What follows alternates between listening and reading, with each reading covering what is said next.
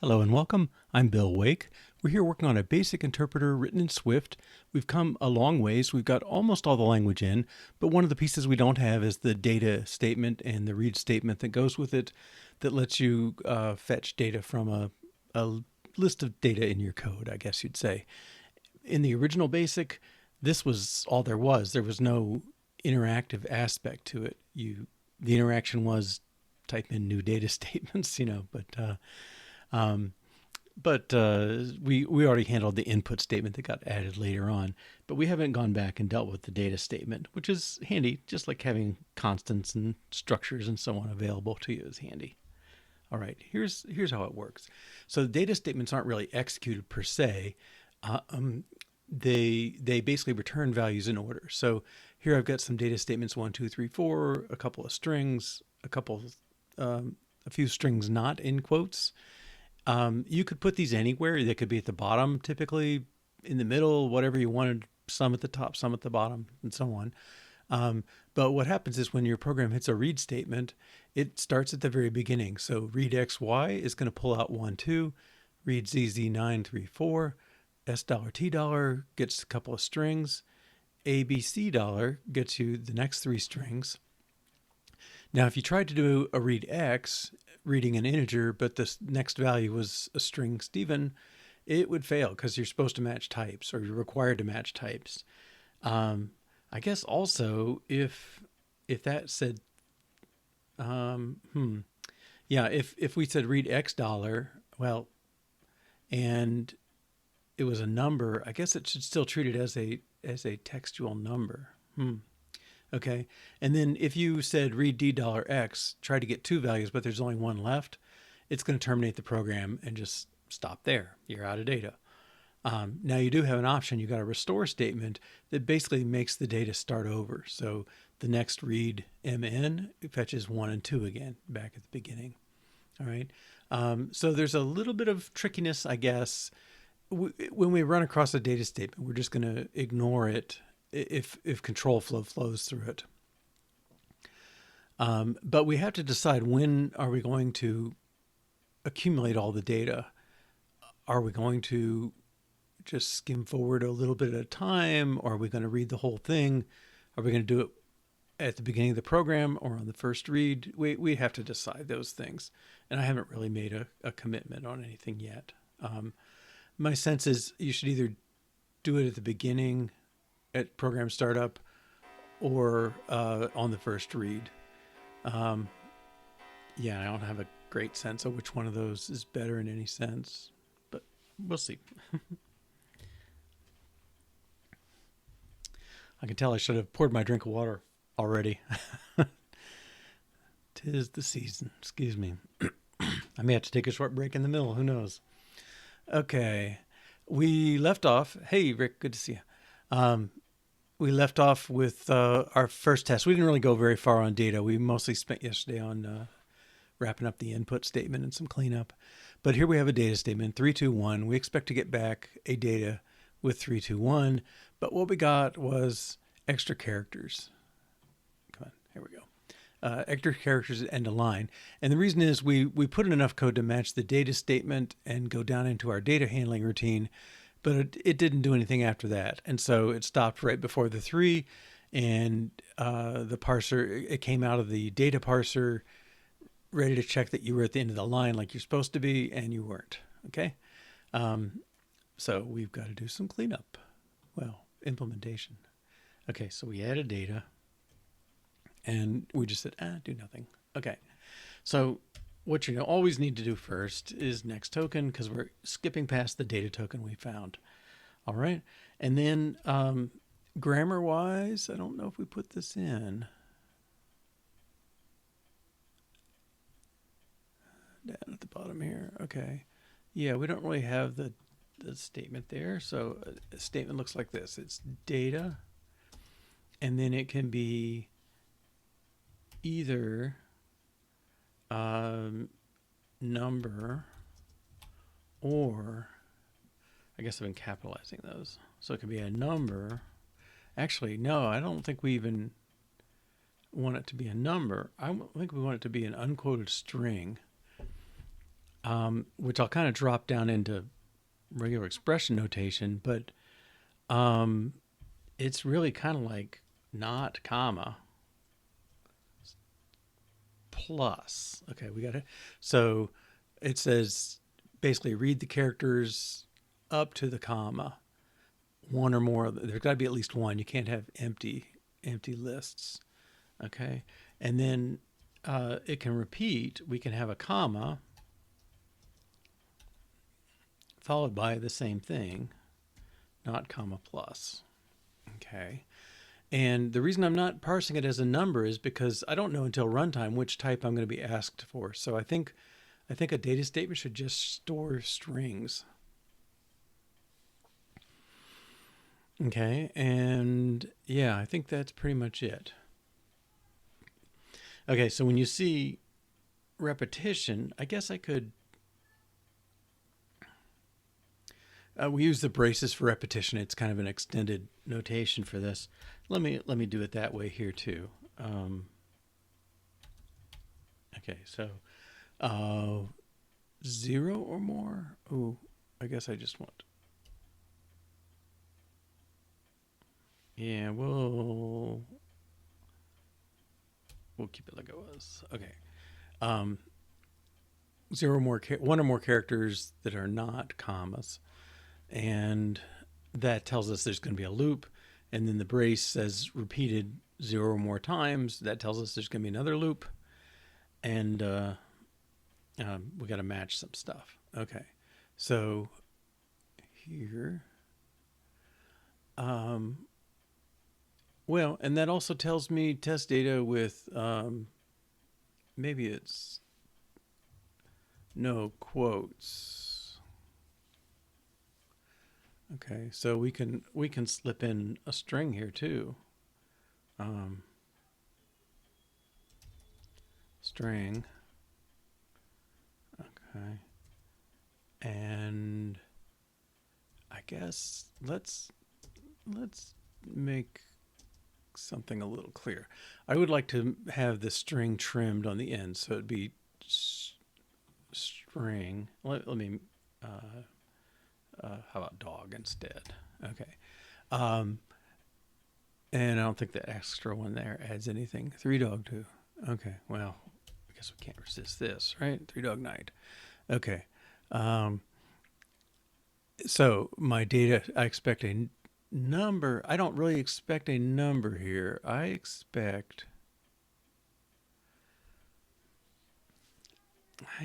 the string 3. Okay. And notice I'm trimming the spaces on that one implicitly. And this, I expect a string. And in this case, this. So I'm getting a little, it's going to be a little interesting anyway. You know what? Let's save this test.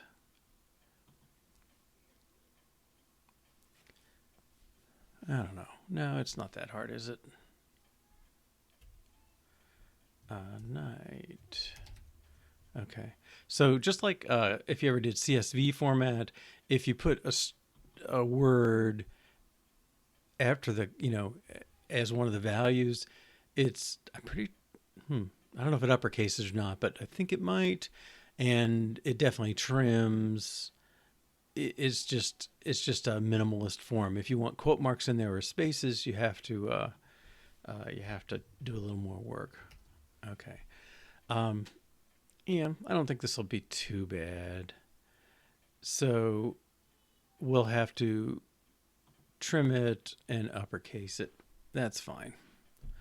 Well, this is going to fail still. It's a more close representation of what I want. And actually, I wonder if we need the dot strings. Let's look here.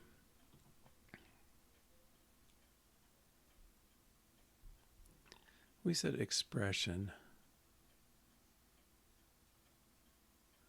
It's really not an expression. We did expression because expression has the dot string and dot number. But I think we'll keep it even more primitive. All right, so we can take this stuff off.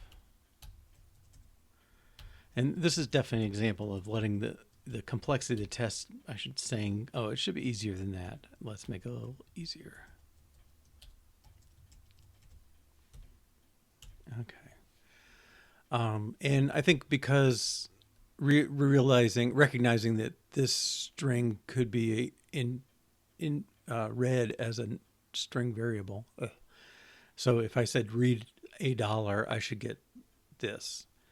And we don't really want to accept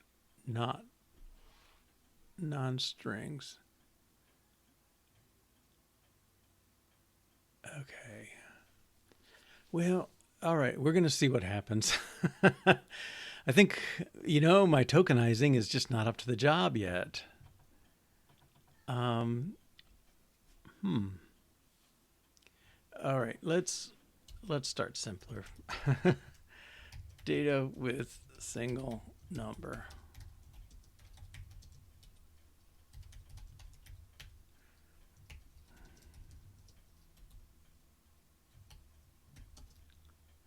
We expect data and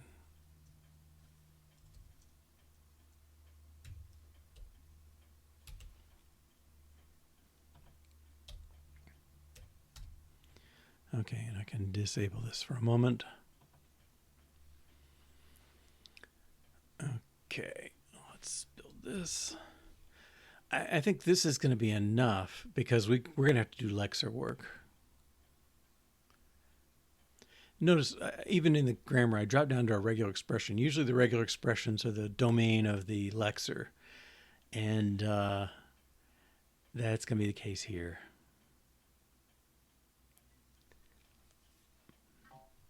I think it's going to be kind of surprisingly ugly. Okay. Let's see. So parser. Well, all right. What we need to look for, what we really should expect is an unquoted string, and we don't have that token. Here's lexer, and where's token?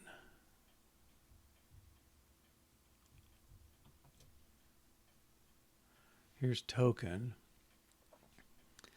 We have this string, but we don't have anything that is like our data statements, with like this line 30 being Don, Aaron, Stephen, some of my dulcimer heroes.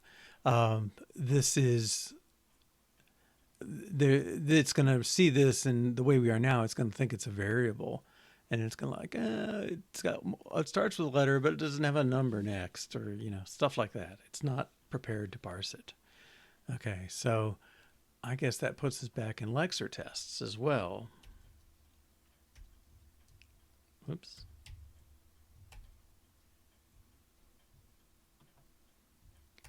Am I not remembering? Oh, this one. Okay, lexer tests. Okay. Remark.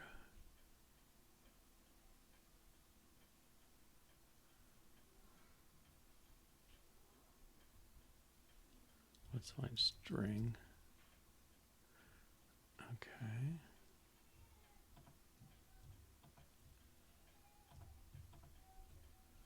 Check string. Okay, interesting.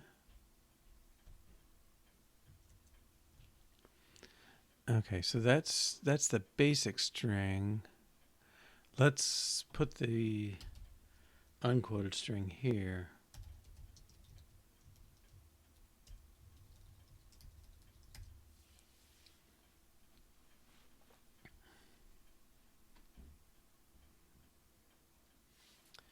All right, and actually that makes me realize it's not just comma we got to look out for, it's new line as well. And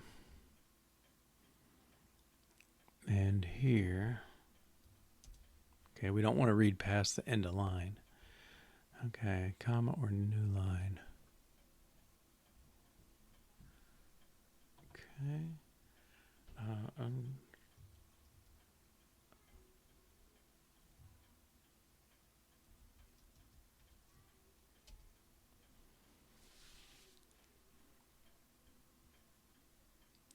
Yeah, this the other one flashing through my head is colons, because we let you have multiple statements on a line with a colon. So let's include that as well.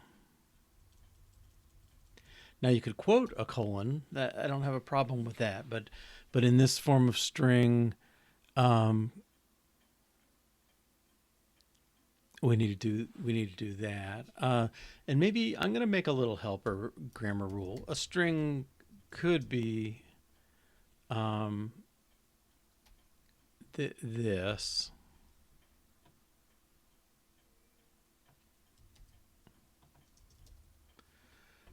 Um, and then or well, okay. Now I'm getting my levels mixed up. We didn't really lay out the grammar for the tokens. Okay, so let's make this a token. I mean, we have to remember it, but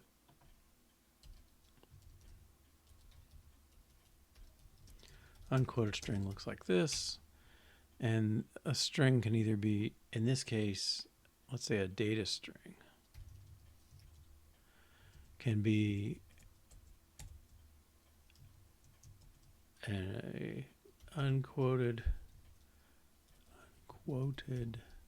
string or a string, which probably says I should do something different. Data string or repeat data strings. Okay, that's probably better. Maybe we should change this to quoted string, but I'm going to let it ride. Okay, here we are again. Test, I guess we're going to have a check on quoted string.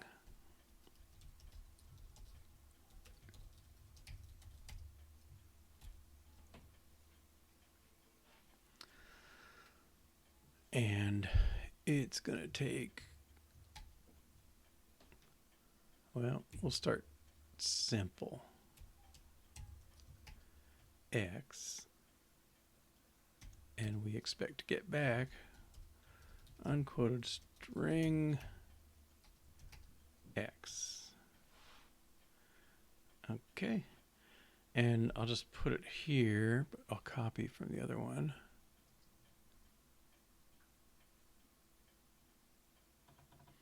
Eventually, maybe I'll move it up, but for now.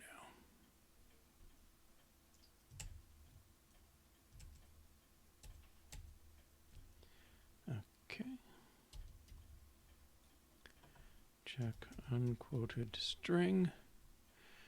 Expected token type. Okay. Well, now these have to come in the context of data statements.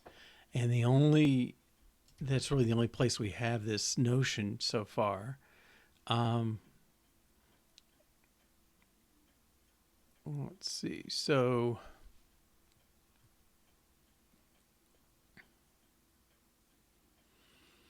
if you say data item, we're going to skip past the data, skip past the 10, skip past the data, and then try and read our string. Okay. And token type has no member unquoted string. Okay, let's go find token type.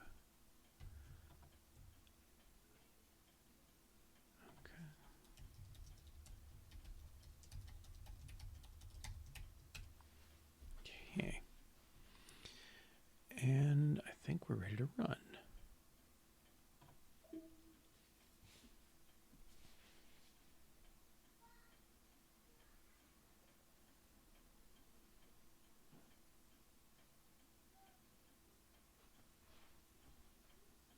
And the test should clearly fail. Nothing returns unquoted string yet. Okay. Assert failed variable x is not equal to unquoted string. Okay, yeah, so we expected it to attempt a variable first, but it tried. It grabbed the x at the front and didn't realize it was supposed to be an unquoted string because it's in the context of a data statement, which means, well, let's see. We talked about this yesterday a little bit. You when you do remarks, you have something like this, I think. Yeah. So if oh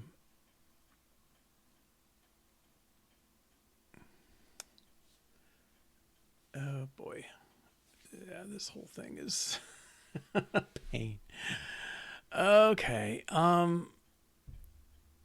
If the keyword is remark, we're skipping the rest of the line.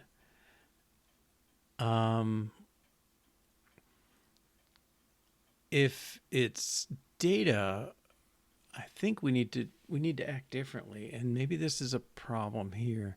I mean, I could imagine putting, instead of Bing, put data, which is a keyword, and now I would be um, I'd be assuming that into existence here. So we we we get the, let's see, program index start. Okay, yeah. So we're saying give me the rest of the program starting at this, and if the input starts with a reserved word, then we're going to do something different. Well, I think I think what we have to do is, before we start doing that stuff, we may be in an unquoted situation. So I think what we have to say is, if the keyword is is data, we need to enter some other mode. And it's not, well, it's being context sensitive is what it's being. Okay. So the the basic language kind of got implemented before a lot of the sort of guidelines around language design told us, like, it's usually easier if you make a layer of your language that's just purely tokens, you know, little regular expressions that are context independent, that are always mean what they mean. And in this, it's not true. Like, remark statement says, oh, start ignoring things. And then the data statement says, hey, you should be processing things as strings for a while. And the we had that thing about line number versus like integers or numbers. So you can't say go to line 10.73. Okay, it's got to be go to line 10. But most of the language doesn't distinguish numbers from or integers from floats, and so we had to do a little work around that. Um, this is kind of the most painful of those, and in effect, well, okay, yeah. What are we gonna do? One way would be we just recognize the data keyword and go on. Okay, I don't think that's. We would say, oh, if the keyword is data, we would do something. We would set a flag that says, next time you parse, um, don't do the string stuff, just do the data stuff. Okay.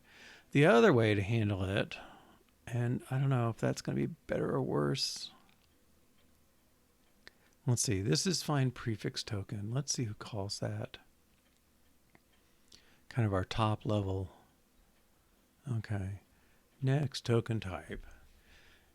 Find a prefix token. So yeah, if we match that data token, then we're in a data statement, and we want to return that token data, but we really do want to make a mode where we're not parsing, where we're looking for unquoted strings. Okay, so I think what we want to do is, let's go back down here. Okay, skip word answer dot zero. Okay, yeah, we're getting a word and a token. We skip over the word you matched, and the token is the keyword. Okay, yeah. So if the keyword is remark, we skip to the end of the line. Well, if it's data, we want to set a flag and say, like, looking for unquoted strings. Okay. Else if keyword equals data, find unquoted string equals true. Okay. That doesn't exist. So clearly you should start with that false.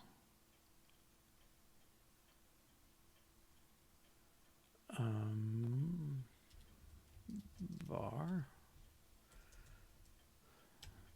is false. Okay. And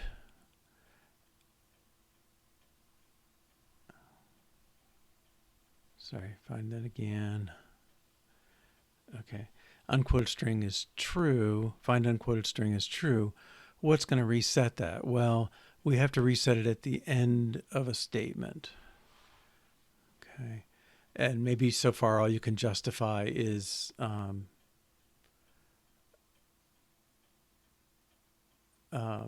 new line, because our test only has a new line. It doesn't have the colon case. Now, is new line treated as a reserved symbol?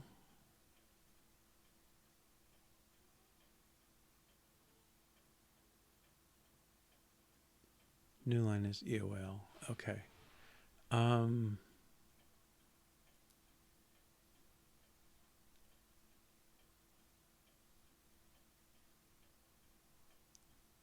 Okay, so then I guess the flip side of that is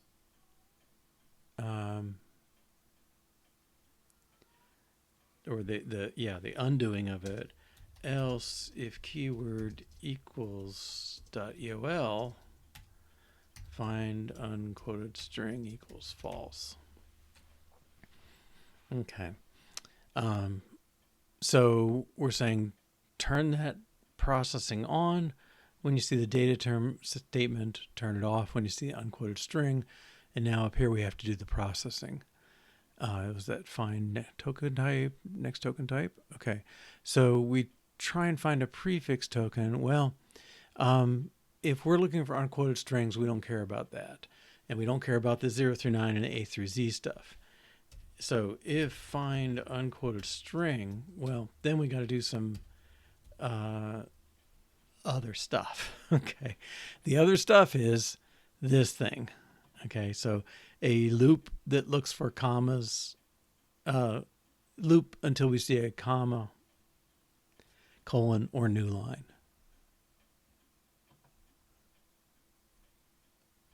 Okay. So let's see. And we're looking for, I'm going to give my character name. Oh, I guess program subindex. Okay.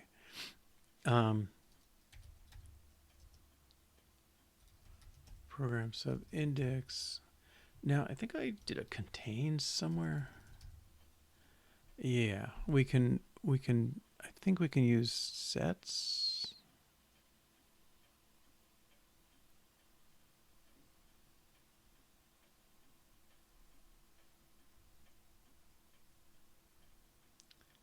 Sorry, I'm bouncing around here. Okay.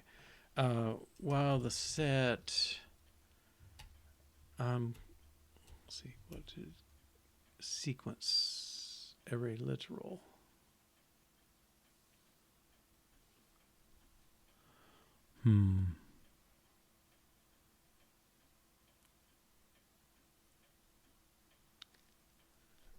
Maybe this should work then. Dot contains program subindex.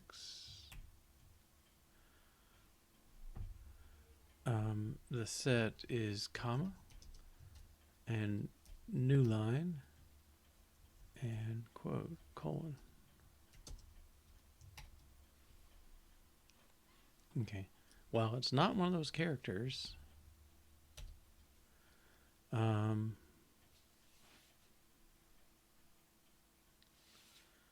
build a little result.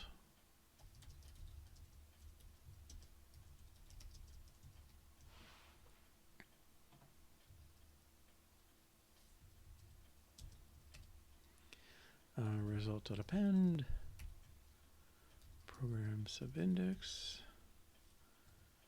index plus plus dex plus plus. Do I say it or I have to say plus equal 1? I'm not sure. I think they got rid of plus plus. Okay, and then we're going to return unquoted string of result.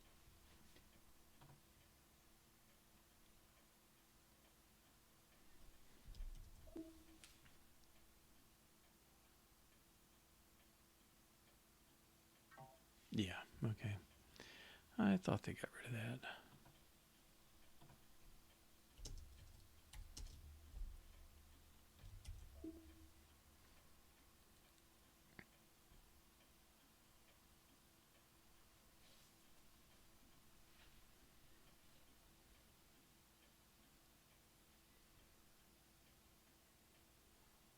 Okay, this should pass now.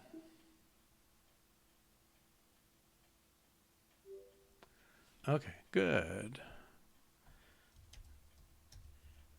Unquoted strings get uppercased. Well, let's do trimmed. Trimmed and uppercased. Maybe we can do both.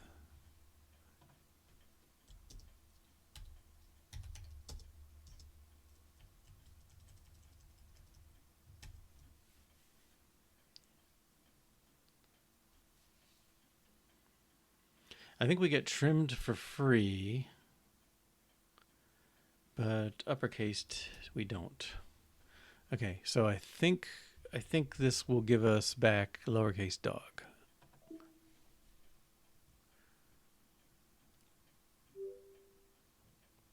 Uh-huh. Okay. I don't think it ran. It ran. Okay. Oh, yeah, we get that both for free. So when it goes to parse a statement, before it does anything, it trims out spaces that aren't in quotes and it uppercases the line. Okay, so that is for free. Okay, good deal. All right, and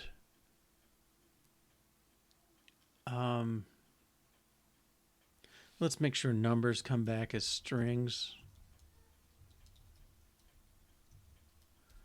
Can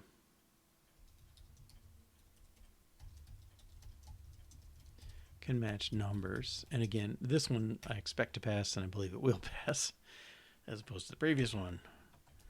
Okay. So if we had 42 in here, I think we should get this.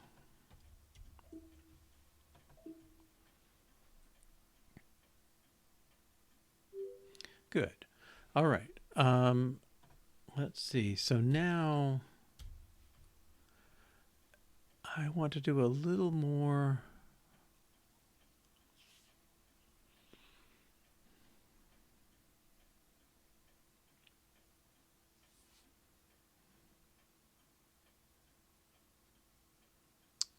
I want to make sure the new line thing works. I think that's automatic.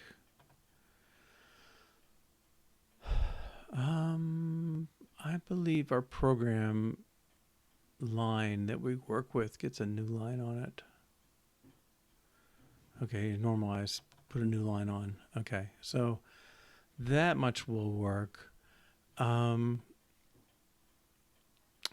it would be nice.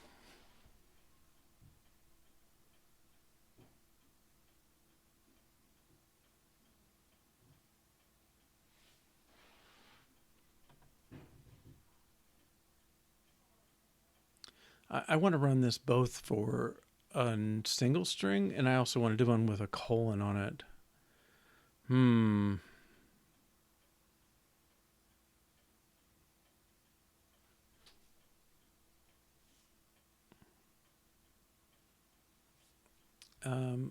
Let's give item string.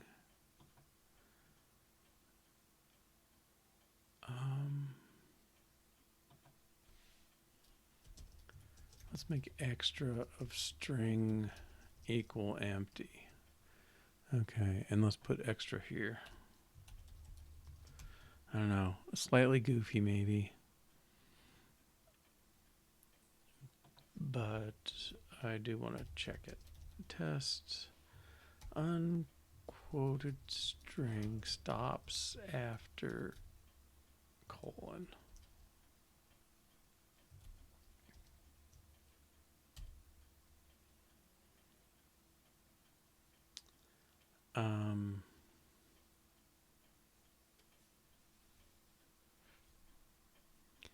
Right, so if you said 10 data, all right, so let's do check unquoted. This one. Okay, the string, well, it doesn't matter a whole lot, I don't think. What we expect is unquoted string dog. The extra, let's say 20 print X. Okay, and I really don't want to see colon 20 print X after dog. I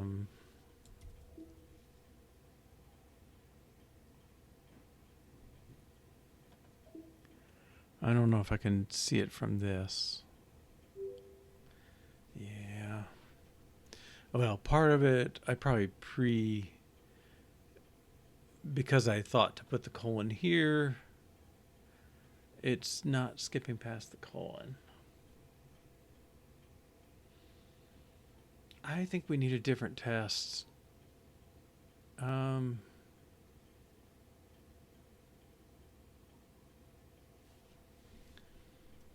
Yeah.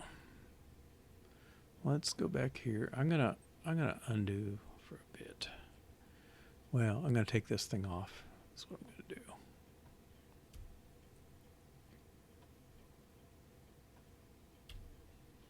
Okay, so I don't have this mode anymore. I'm just gonna make another version of this.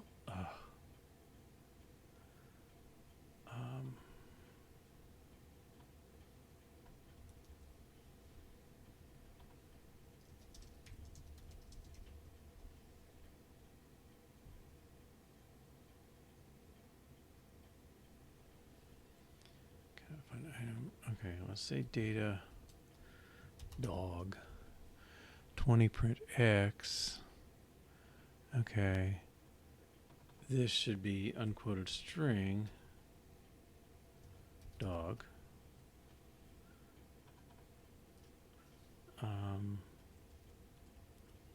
Now my next should be the colon.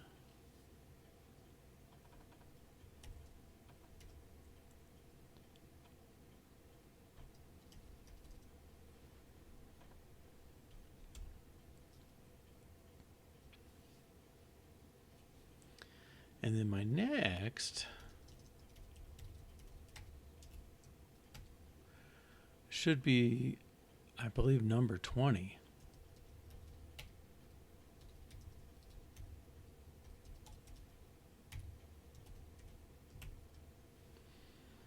Okay, so I want to make sure we're back in regular parsing mode after the colon. All right, I'm pretty sure this test will fail.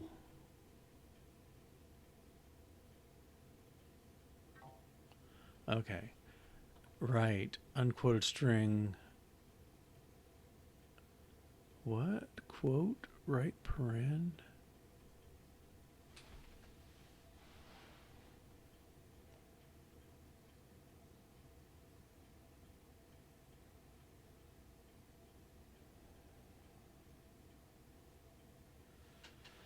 What? Where would it get that? I can believe it would match dog, and then it should. I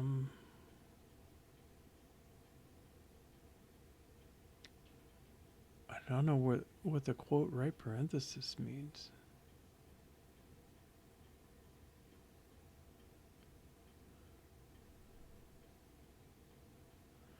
But my concern should be, I guess I'm looking at it and get an infinite loop. Okay, we read up till colon O. Did we return that?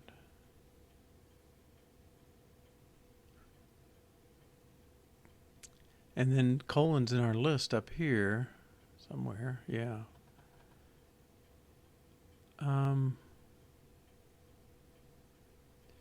Okay. I think the cure is the same, but I'm a little surprised by that message.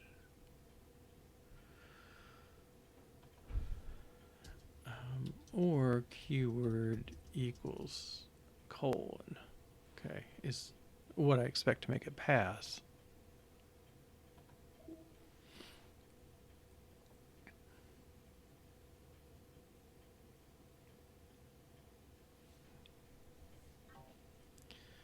Yikes. Unquoted string, quote. Unfortunately, I don't know who's putting in this quote. Okay. Wow. All right. Let's see what we think is going on here.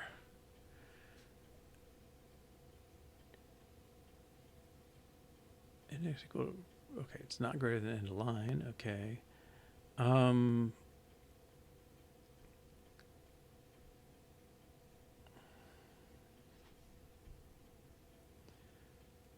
Comma. Okay, I'm gonna break here and run again.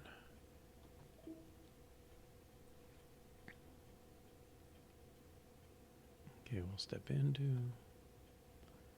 and let's break here. Okay, so we expect find unquoted to be true.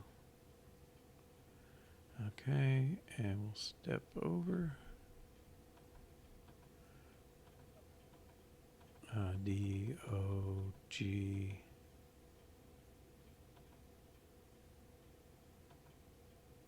Okay.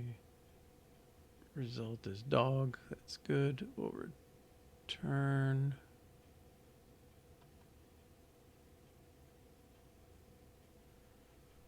Sorry, continue. Find unquoted stays true. Column 9. 0, 1, 2, 3, 4, 5, 6, 7, 8. Let's print program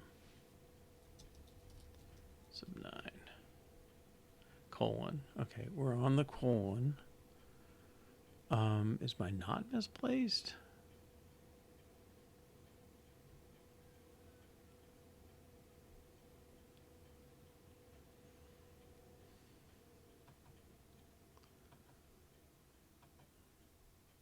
Okay. What's the result? That's what I would have expected.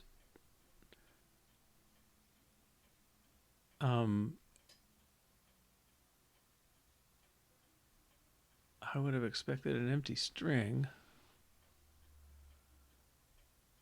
Well, yeah. From this, I would expect an empty string. Okay, and unquoted string. I think that's an error in the.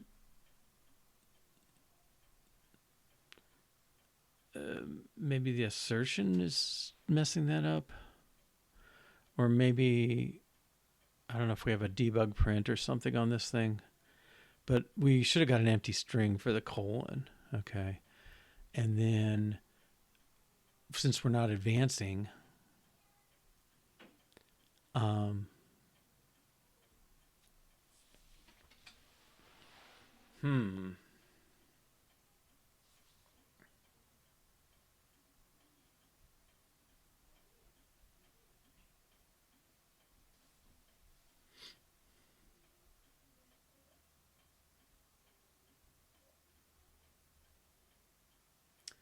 The index is not advancing when you get a colon, a comma, or a new line.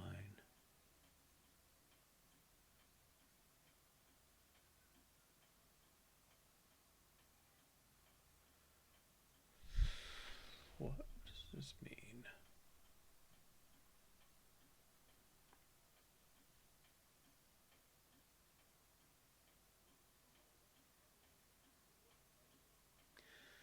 Well, maybe what it means is if the length is 0, that means it didn't find any characters. It shouldn't return an unquoted string.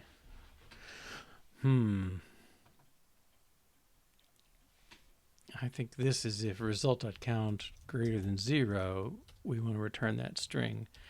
If it's not, then we're back into find prefix token and the normal matching. I think that's right.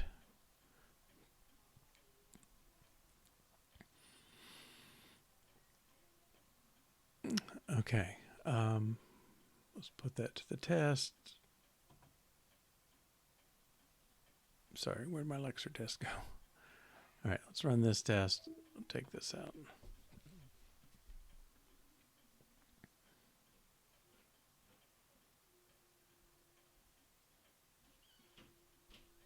Take this out. One failure. Oh. It treats it as an integer. Okay, that is correct.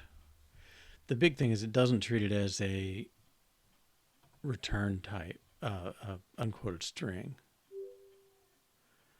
Okay.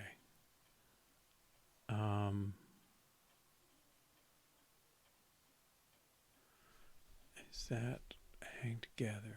Okay, let's. So if you're trying to find an unquoted string,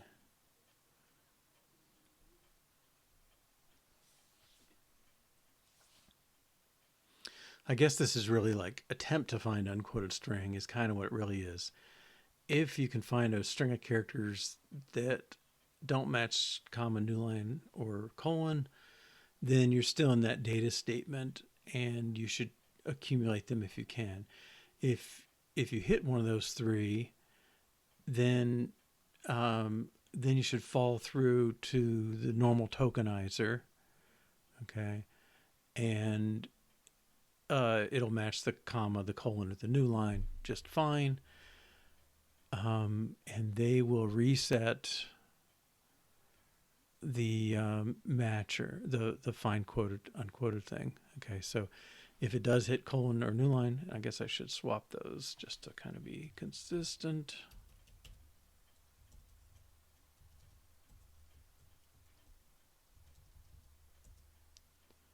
Else if keyword equals colon or keyword equals end of line. Okay.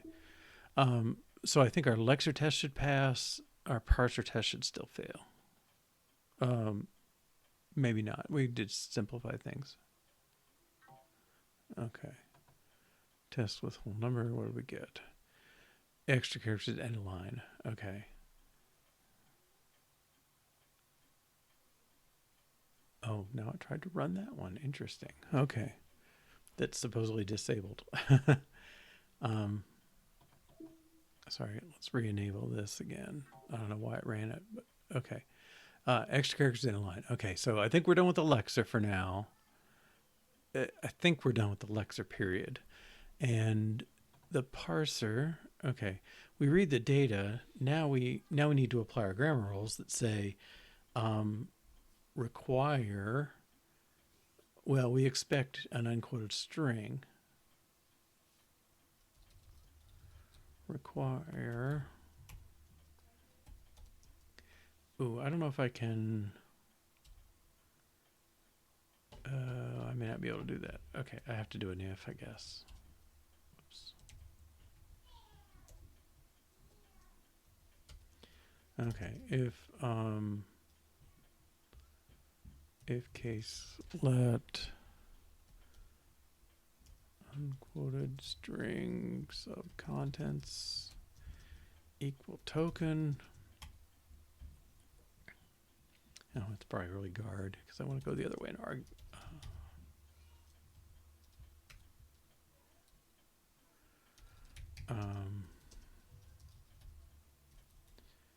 Parse error.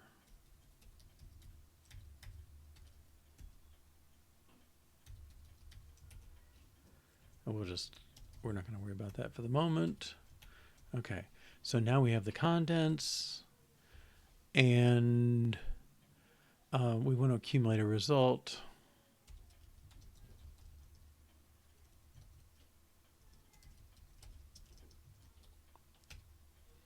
Array of strings. Okay, so now we have some contents. We want to save those.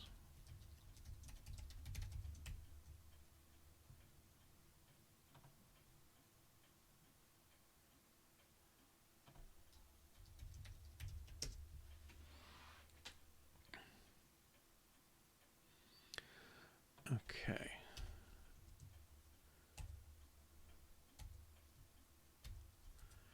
And we want to return data with result. And let's call this strings.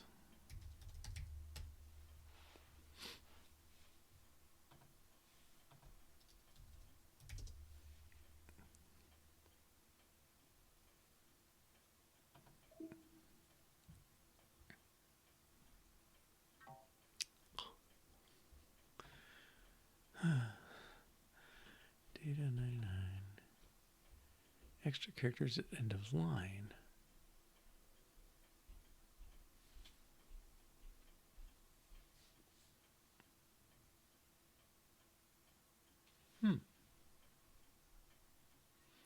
Usually these go a little easier. Okay, so we ate the data token. Oh, we didn't skip past our other token.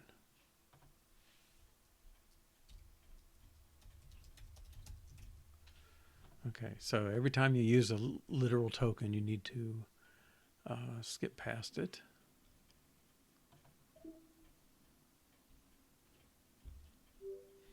Okay. And this one should still fail. Extra characters because it's not expecting the comma. Okay, so now we can do the comma part of the rule.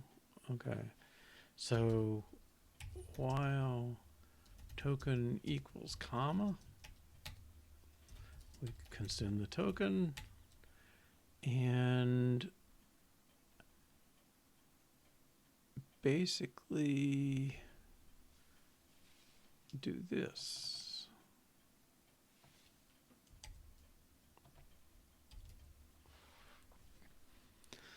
Okay, if we don't find an unquoted string after a comma, that's a problem.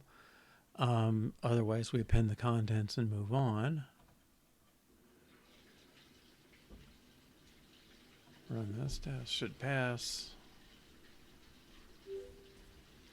Okay, now we gave ourselves a couple obligations because we have two error tests we haven't touched. Let's see,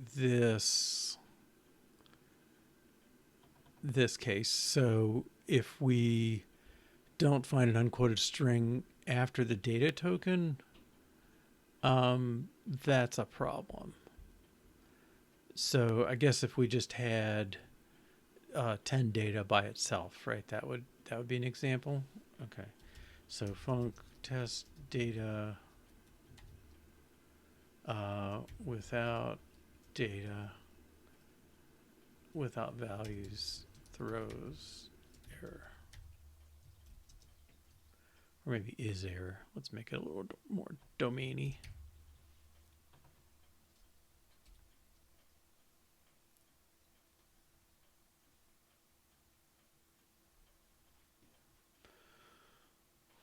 Okay, and we have a check error somewhere here.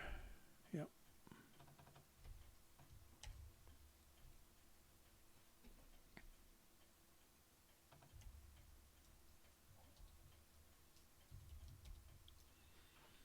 Okay, so if I just do 25 data, I should get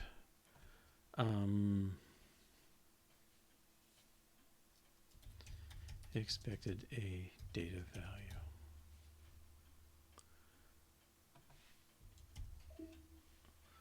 Right, and we'll just get a TBD. Okay.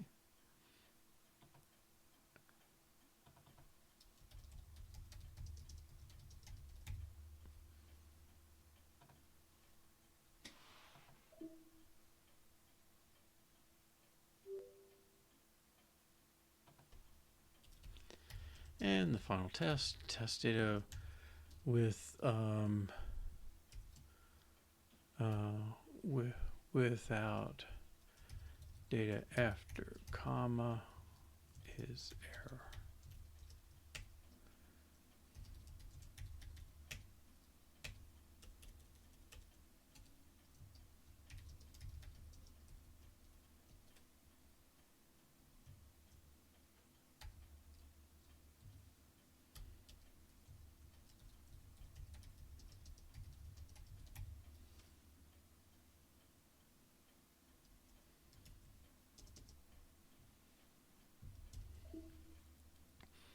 And again, we'll get our second TBD.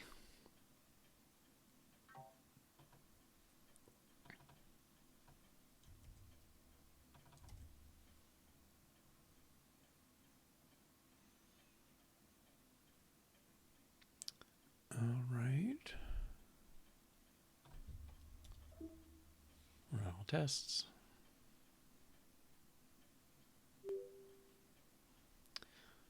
Okay.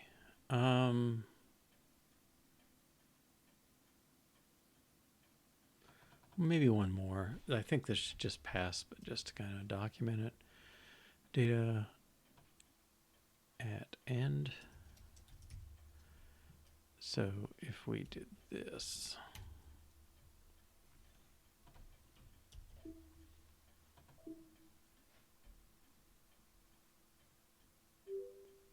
okay, good. All right, and commit.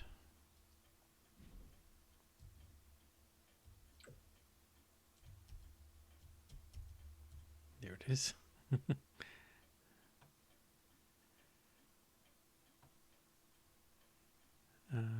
Let's see. So I guess I should have added the lexer and parser support for the data statement.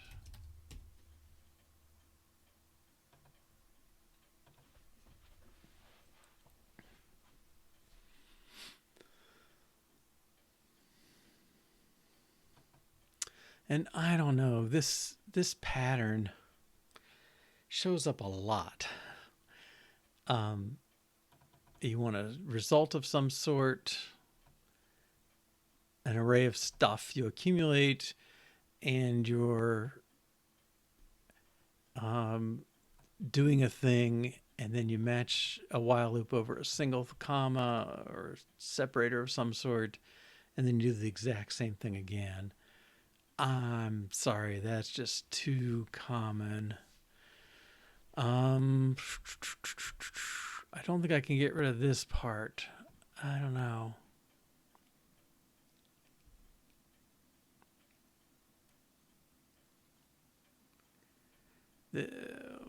I'd love to generalize this.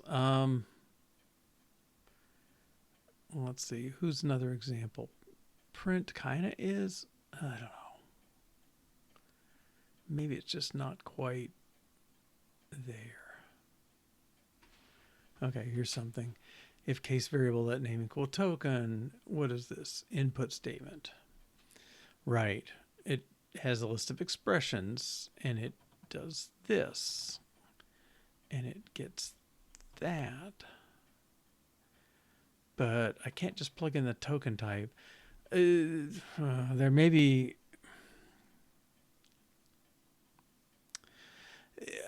I'm bumping up against this notion of sum types. And a sum type, it's called that because every variation adds a new possibility, where things like structures, well, when you can add fields to something like in a structure, that's multiplying the possibility. So it's a product type, but the enum is a sum type. So let's go to this thing. All right. See, what we've done, we pulled out the line and column because those vary for each possible token. But with the sum types, you can have inner contents, and it varies in type. Most of them don't have it. This one has 2. Um, but the problem is now when I match token type, I I also have to match this part. And so that makes it hard to match to generalize the way I want to generalize there. The other way of doing this is you put you look at your combinations of types and you say, well, I could have string, int, float, or type. And then you just provide a field for each of those, a string, an int, a float, and a type. Up here, this enum just becomes the literal type of the token, not any of the contents of it. And that's not the problem with that is like if you get an end of line, it doesn't want a string, an int, a float, and a type. Okay, so these things really should be nulled out in the cases they're not wanted, and then you got to worry about nullables, and it just makes it more and more a thing. So I don't know. It's like how much of the type system do you want to express? Because then if it's nullable, everybody has to put an exclamation point on it if they want to use it. Or maybe we make it the kind that takes an exclamation point here and anybody who doesn't breaks. Maybe that's enough. I don't know. I don't want to get into that at this point, but I can't help notice this pattern, right? Do some stuff, accumulate one of its values, and it's a string here too, and then look for a separator token and then do the same thing again. Like that's duplication, folks, right? It's duplication within the method and it's duplication across the methods. I kind of want to toss the whole parser and take a different tactic and see how that goes. But here it is again. This is on goto. On X, go to 10, 20, 30, 10, 20, 30. But this one, it pulls the integer out. Okay. And maybe, you could probably...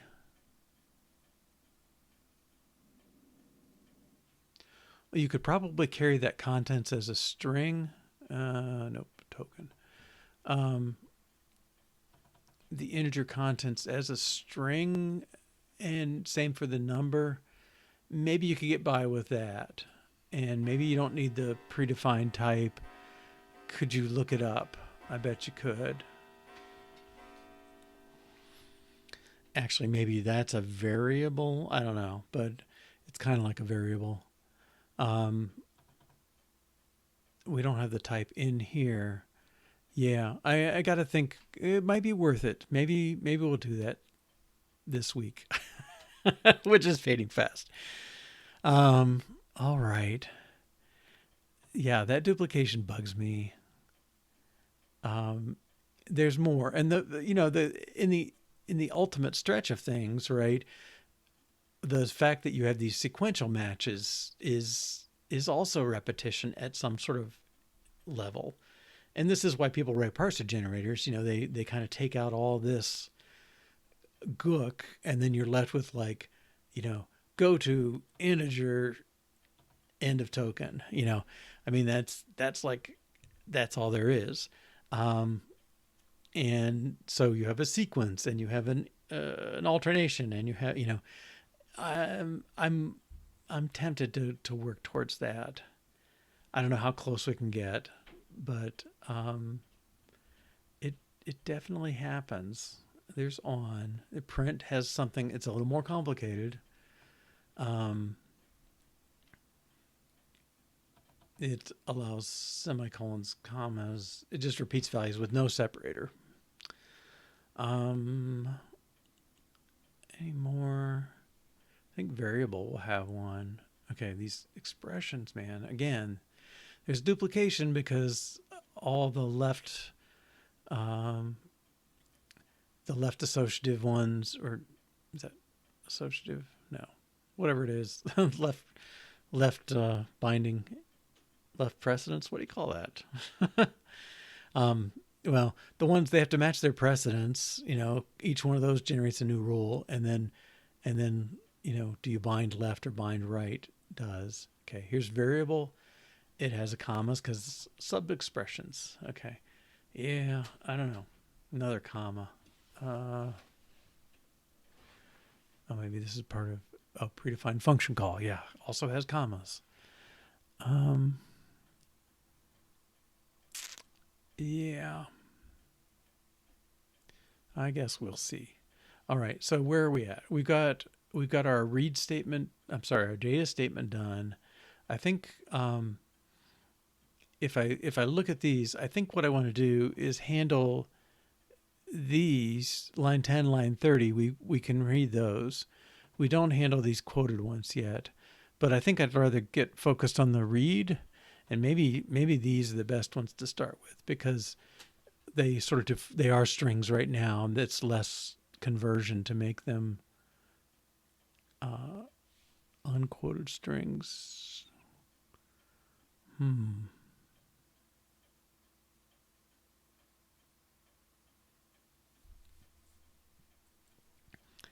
Yeah, we'll start one of those anyway. Interpreter wise, there's nothing to interpret if I just see data 1, 2, 3, 4. It's only when you get a read statement that it gets interesting.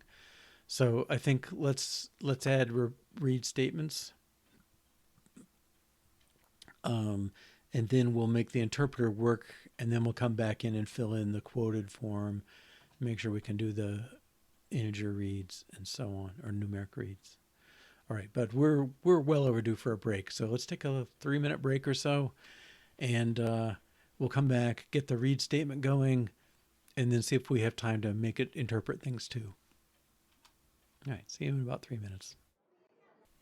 Hey, welcome back. All righty. So yeah, we're going to do the read statement, and it's just read a list of variables. Once more, one required, separated by commas. And let's start with a parser test. I think at first we checked read, it's there, so I don't think there's an issue there. We didn't have that unquoted string. Okay, so go to if print. The order of these is kind of random, isn't it? Print. Okay.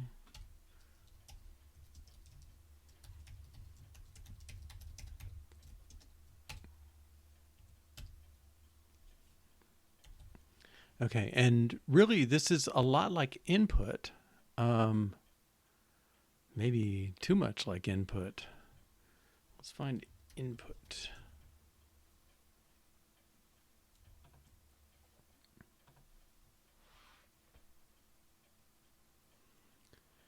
Variables. Token equals comma. Yeah. Okay. Well, maybe before this test goes too far, let's we'll write the test, but then we'll refactor a bit more. One statement, and we're going to do 25 read xy. Yeah, let's go for broke here. $1. Okay. And we expect a read statement, which doesn't exist. And well, let me find input because we're going to be very similar to that. Input array of variables. Okay.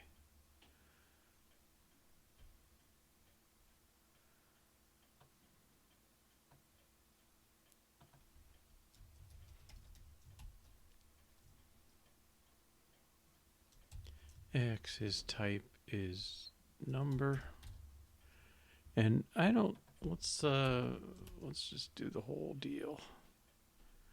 Okay. We need a read statement.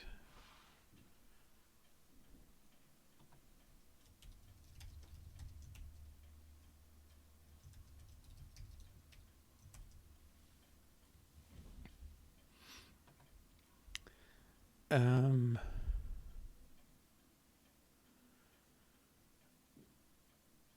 read. Okay. First entry is a variable. Second one is also variable. Oh no, it's an array access. Y, type number, and then this is dot number 3. I believe that's how this will work.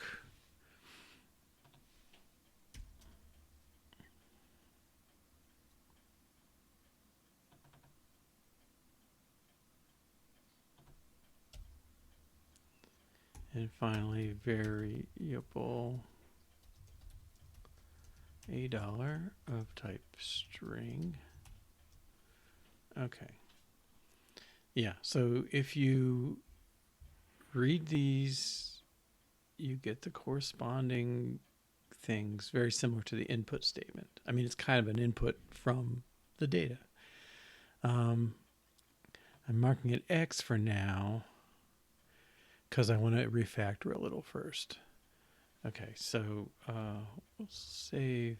If we build, we're going to have an interpreter error. Okay, we've seen this before.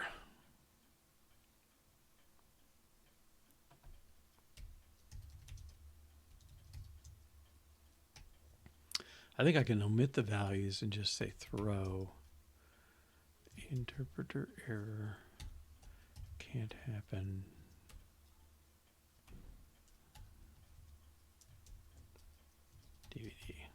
DBD.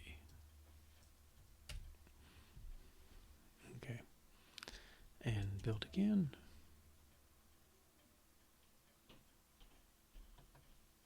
Okay.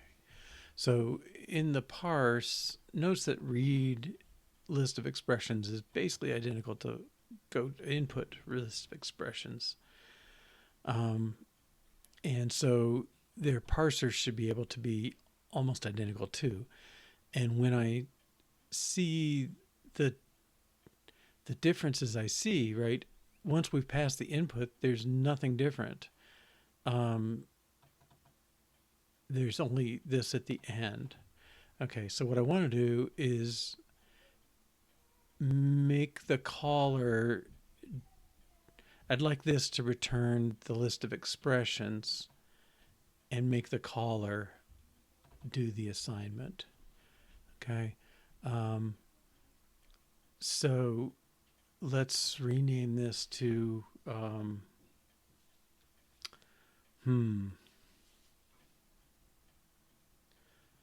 it's really a comma list of variables.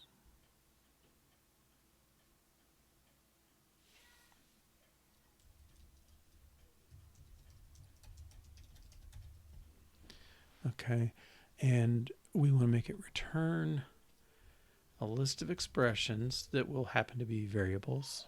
Okay, and this at the end becomes return variables.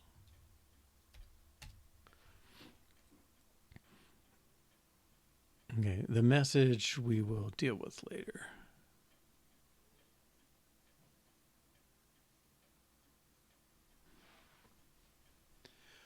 Okay, so let's go find where input should be. Okay,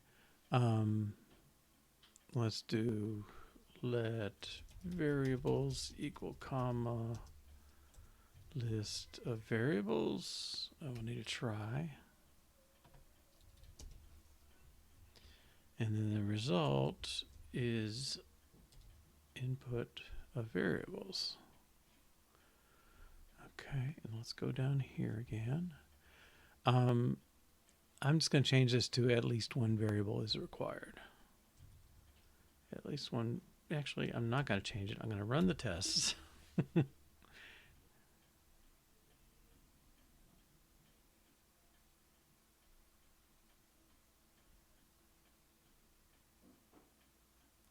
Oh, am I doing my next token? I think I should move the next token up as well. Okay, so let's do that. Because the input,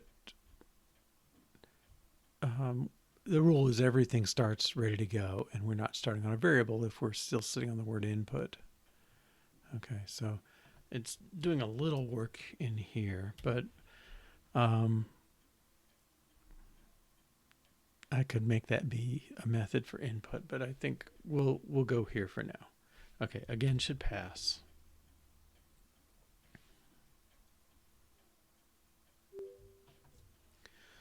Okay, now I want to change this to just be at least one variable is required.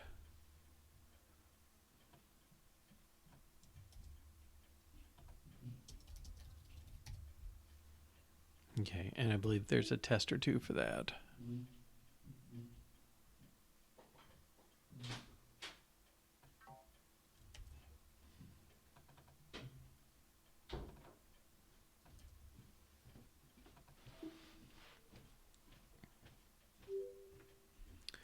Okay, now let's get our test for read. Whoops. Test for read. Okay, read this, should get the list of variables with a read statement, and this will fail. Right now we just throw TBD.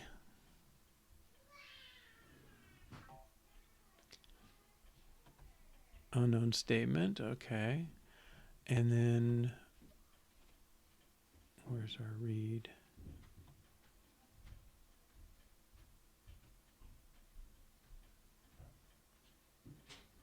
Well, it's going to look a lot like this.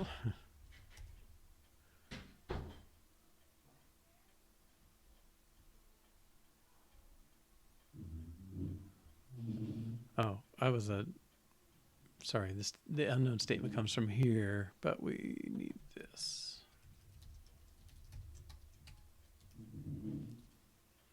And this should be a read. Okay. Well, that test name's not very accurate. Read multiple variables. Okay.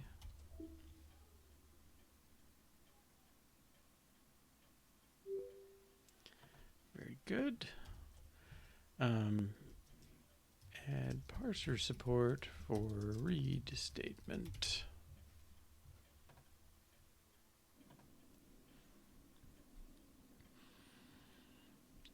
Okay, that seems good. I think we covered all the cases. We got numbers, strings. Actually, I didn't give examples with variables or arrays and stuff, but that should be fine. Okay. Good. I guess we're popping over though quicker than I thought. We should go do the, let's do an actual read statement, interpreter side.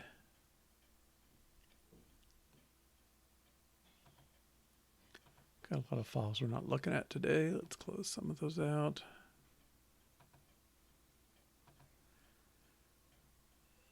Okay, I think we're done with lexer. Token, maybe we'll come back to token, I don't know.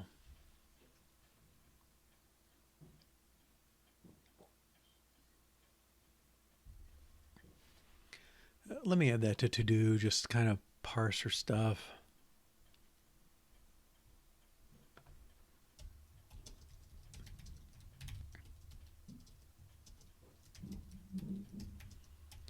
Over the pattern x, comma x.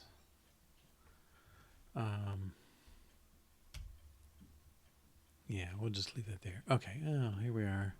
Simple data statements with numbers, simple data statements without quotes. We've done both these.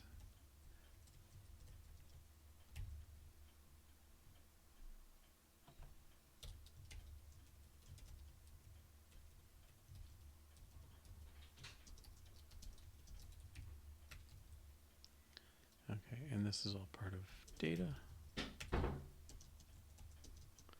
Good. Okay. Now we're looking at read a number. Yeah, let's make read work. Need interpreter tests.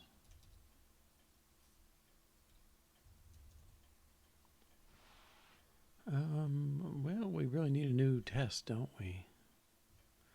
I guess it'll help to look at that, but we changed this a little bit yesterday, so everybody gets their own test. So let's borrow. What's a short one?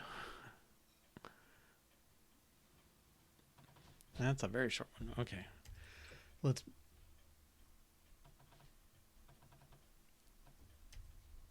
Copy that and make a new test. And I think this is read and data and read. Data read tests. Good. Okay, because you kind of can't do one without the other.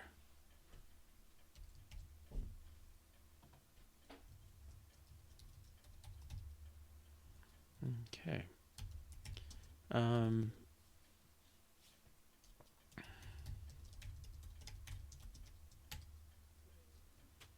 And oops, I lost interpreter tests. Okay, so check program results. That's what we want.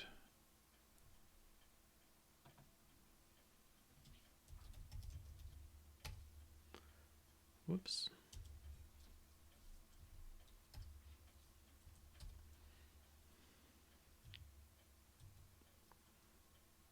Okay, this is. I guess we got a short enough one. We can probably do it here. Oops, come on.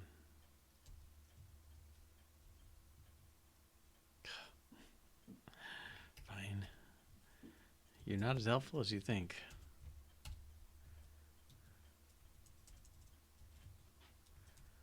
Okay, our program is 10 data 42 and 20 read X and 30 print X.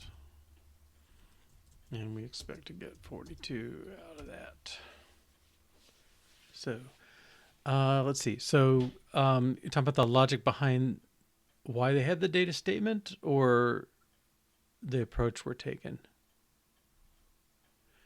The why, you basically set up these data statements as sort of, it's sort of like defining tables of constants, except they're just data that you can read. And so you didn't have an input statement back in the original BASIC. They just had the capability of reading from these data statements. And if you wanted more data, I guess you'd type up more cards. It was on the teletype, so you'd insert more data lines, I guess, and have those values. But they can be used like if you wanted to. I mean, these could be constants of some sort that you're reading to set up for the rest of the code and stuff like that. But basically, it's just sort of constant data. The types have to match when you read it, but that's more or less right. So we're providing some data. We're going to read it in, print it out, and we should get this number 42. And actually, we're going to get a TBD or something like that because we don't support the data statement yet. Okay, thanks. Okay, don't handle data yet. Yep, good.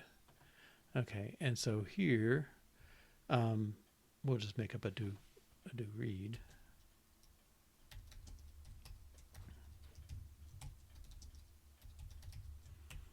Remember, read holds an array of.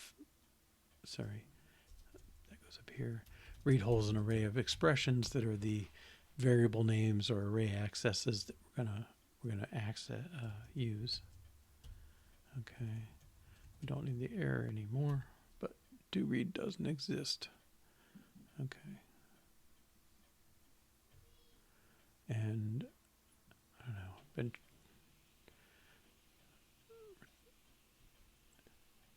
really alphabetical very well here. If input let is a sign, probably should say it.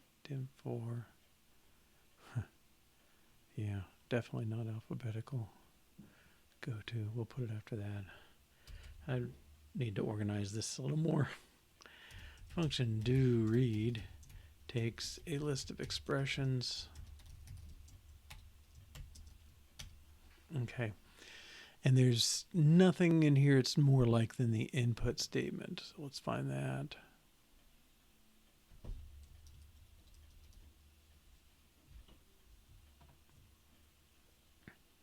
Okay, we don't need this interactor stuff. You know, okay, that's pretty minimal.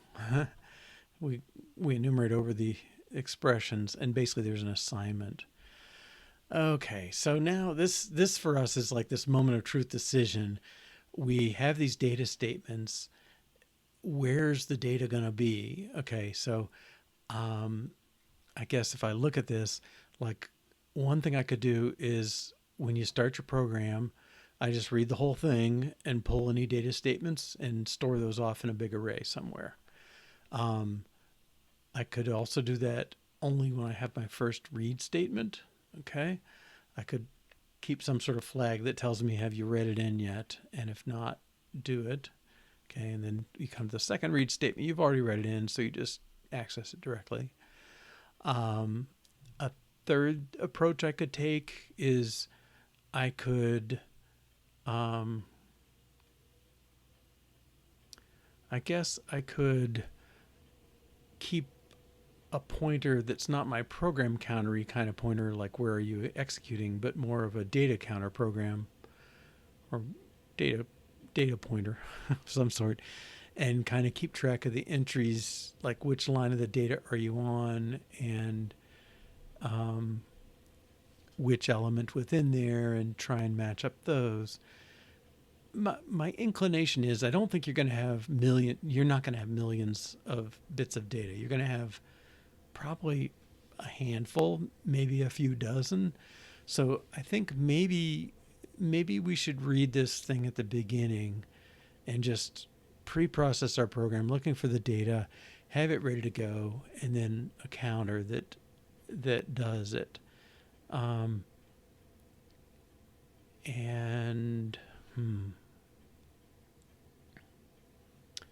Yeah, I think that's what I want to do.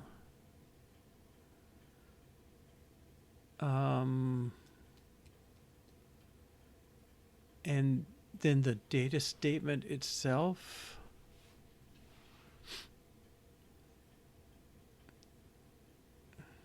The problem is the read. You could have the data after the read. It shouldn't care. It's almost like a completely different dimension of the code here. The only thing is the line numbers have to. You can't have a data 30 and a regular code 30. You have to have separate line numbers. But we definitely don't. We could intersperse the data or any of that stuff. So it's really separate in that sense. When you're running it, the data statement is really just it's a skip in effect. You could go to 10 and it would do 10, 20, 30, 40. Oh, I can do some work. But yeah, I think I'm making that too hard.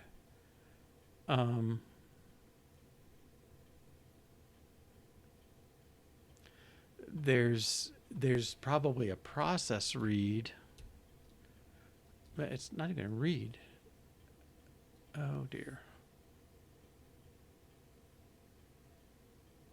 It's data, isn't it? Okay, I'm mixing myself up. Let's go back up there. That was on the read statement because we didn't do that, but we also had a data statement. Right, I think I want to manage this first. Okay. A do read.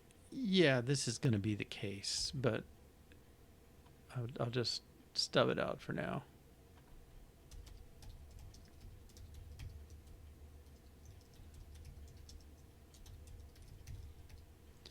Okay, and the data, Well, let's take that out for a moment.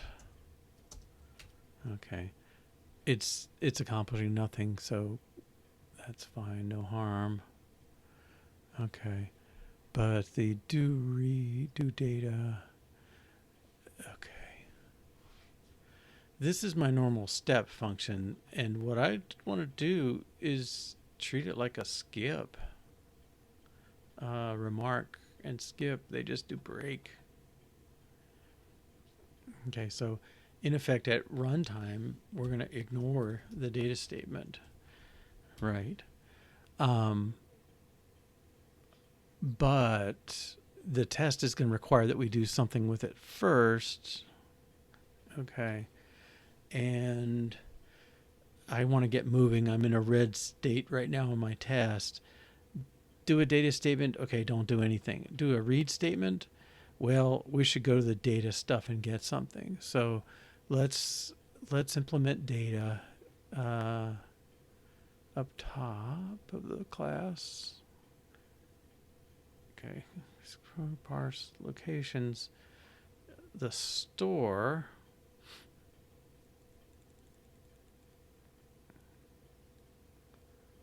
Okay, where's globals? Okay, globals. All right, let's put a data section into. So, var data is an array of string. Starts out empty. Okay, and then there's a var data index is 0.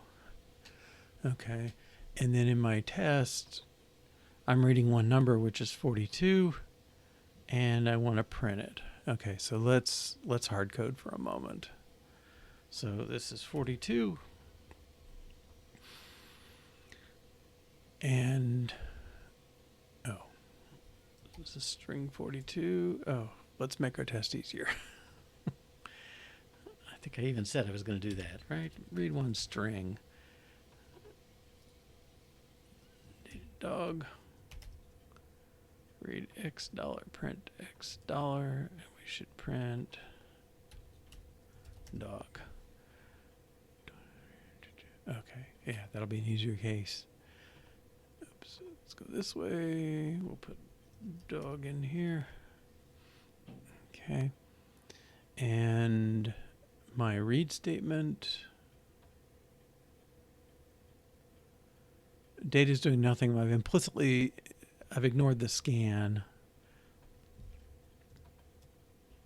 This thing can throw. Okay. Now we're going to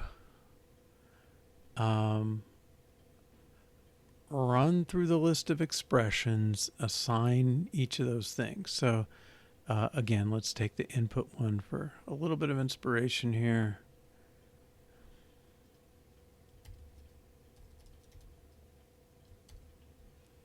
Okay.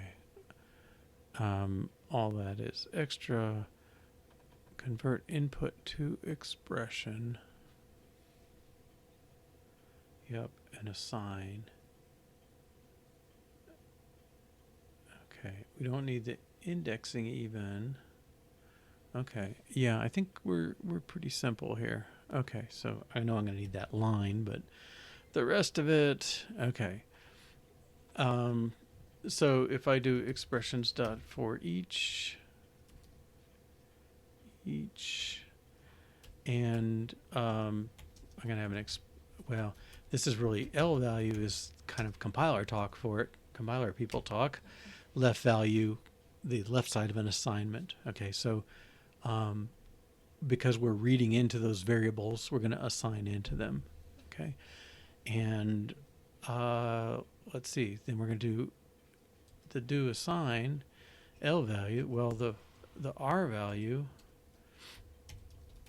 is data subdata index, and we're going to move forward on that. Okay, so this will, yeah, go ahead and fix those.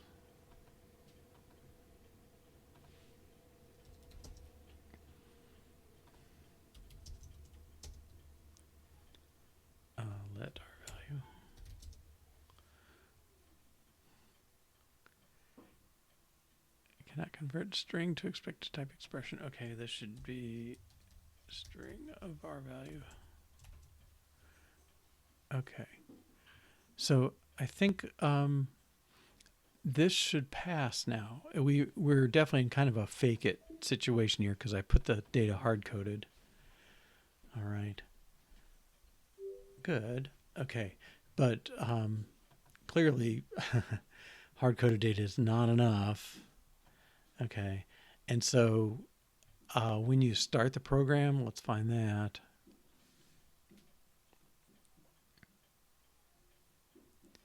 Globals init.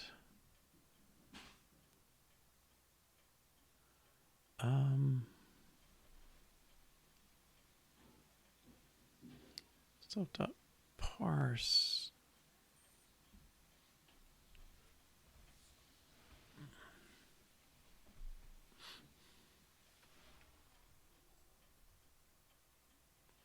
Well, we really need to run through all those statements. Okay, what does somebody call? They call init. Is there... Yeah. This thing is far too big. Interpreter I want, not parser.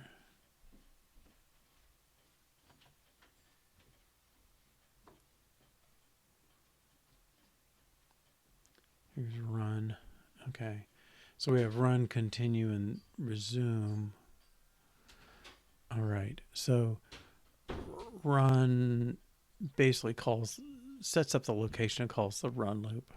So what we need to do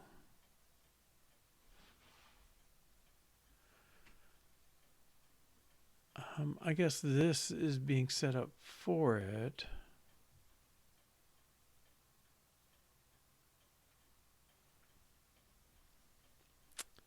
Well, somewhere we need to pull all the data. I'm going to move this up. Oh, it's going to require it. Never mind. Oh, and it sets it empty, so there's no big deal there. I'm allowed to repeat this.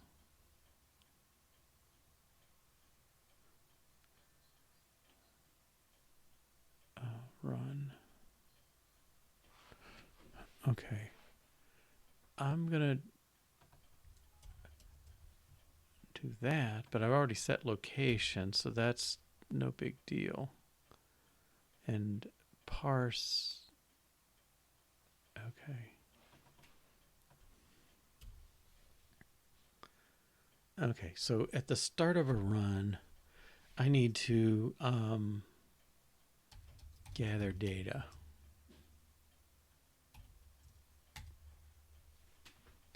All right, so we're green at this point. Well, other than that syntax error, but we want to do this gather data function. Put it here, function gather data. Probably can go bad. Okay. We need to, it's kind of like the run loop, really.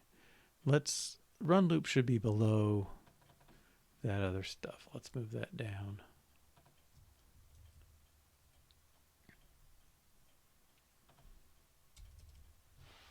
Okay. So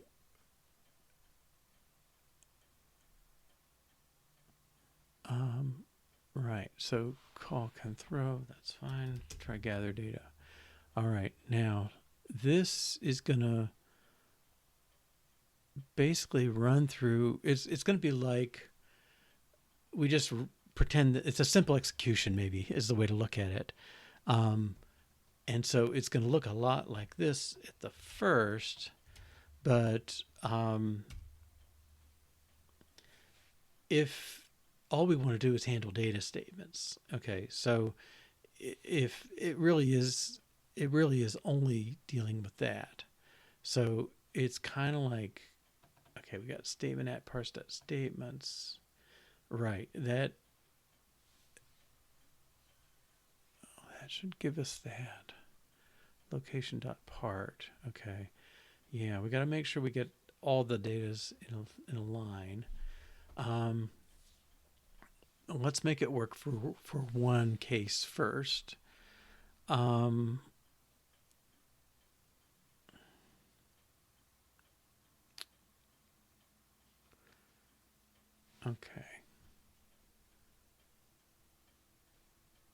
We've parsed it.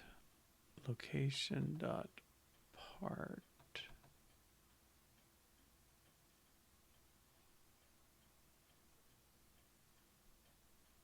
I'm losing the... I think location is more complicated than I remember, I think is the deal. Right, it's got the line number and the part. And you can ask for next. Okay. All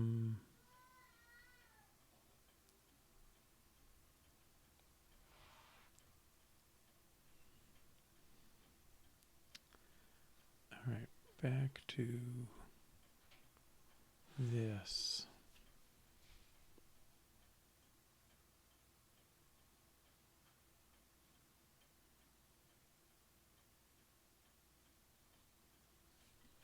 What I'm forgetting is how you increment your parts. Okay, but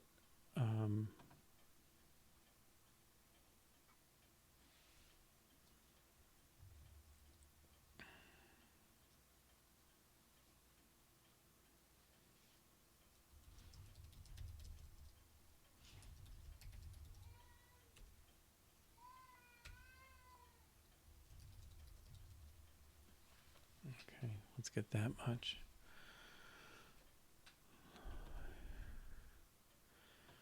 Right, okay. I mean, if the statement type is data, okay, so statement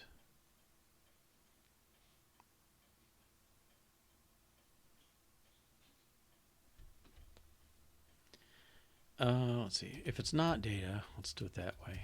Guard case let data sublet expressions. I guess if I do let there, I don't need let there. Equal statement else return. Okay, so if excuse me, if the first statement is a data statement, well, if it's not a data statement, let's just kick out. Okay, we're just going to handle one line of data at this point. Then we'll get fancier. Okay, so if it is a data statement, now we have the expressions, really the strings, since that's what data statements contain. All right, and we want to append each one of those to our data. Data.append $0. Okay. There's probably a better way, but okay, we'll get this first. All right, so find a data statement, append all its values. Notice data index is still 0, okay, which is fine because we're just accumulating the values. We don't want to increase the index until we're actually accessing them. Okay, so we've appended all those data things, and now we return. So I'm just doing one statement. You'll try and parse that stuff and move on. Now, what I'm not getting, what's not screaming out to me is like, what happens when the parser gets past one part and it's already got statement. Okay. It must be in this run loop.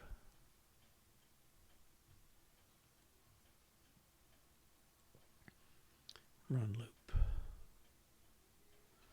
Okay, we get the program location line number. We parse the line. Parse statements. If next location is nil, we take the next location for the location.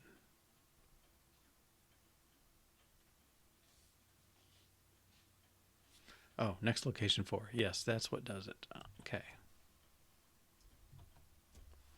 Right. It checks if the location should move on, and if so, it goes after the line number. Good. Alrighty. I think if I take out my initial value now in the data array, wherever that got off to, data. Okay, I believe if I take this out, I will work still.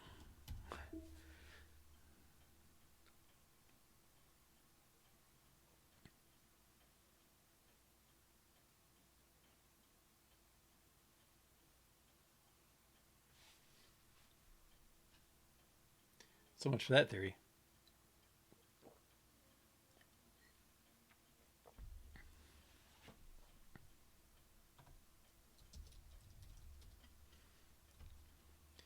Location 0, 0. Okay, so somehow we're not initialized right.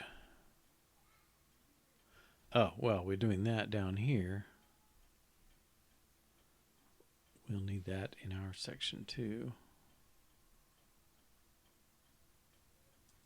And probably that.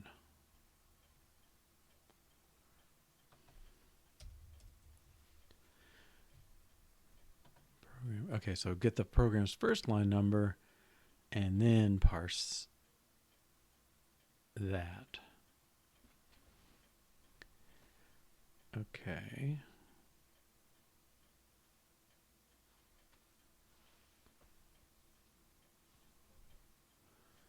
All right, let's try again.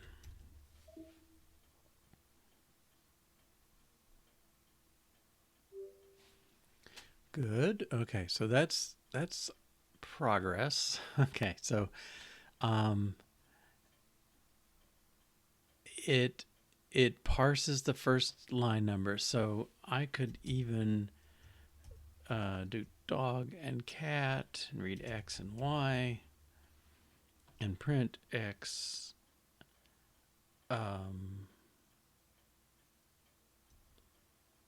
Y. I think I'll get a space. I don't know if I get any space between them. I'll do this, even though I'll have to count some spaces. It probably puts a few spaces in there. Dog, cat. Okay. If it's just off because this number of spaces is wrong, I'm not worried. Okay, dog, cat. Yeah.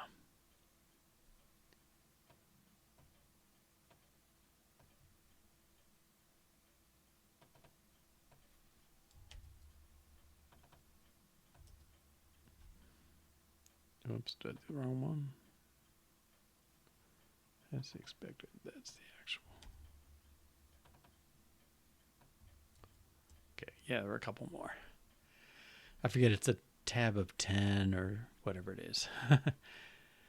3, 6, 9, 12. Okay. But at any rate, our preprocessor found one statement and called it a day, and that was fine. Okay. Test read multiple strings. Okay. But now I want to do the same test, but I want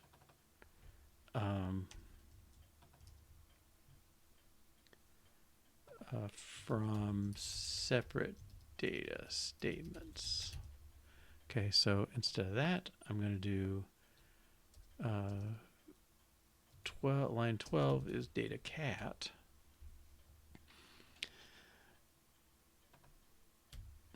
Okay, so 10 data dog, 12 data cat, read X and Y. It should print dog and cat still, but this test is going to fail because we only gather one line of data. Okay. And I fully expect a red bar. Okay. Yeah, because we didn't gather a second data item. Okay. So let's get back up to gather. Okay. So this is what happens with each line, but we need to run through all the lines. Okay. And so I guess we need the same.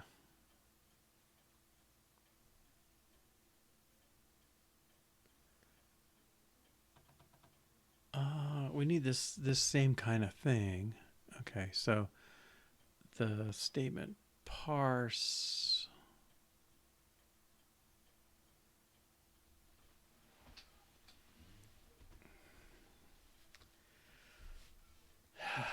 This interaction is more complicated than I want.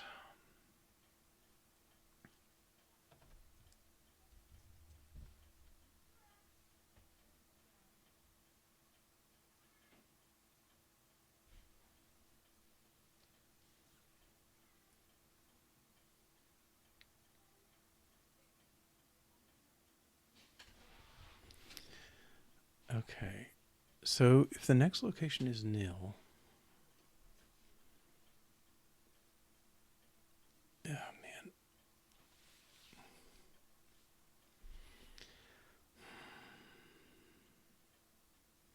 The problem down here in the run is like go-tos and ifs and stuff like that can mess up where you're headed. So you have to keep track of the location and the next location. I think for us,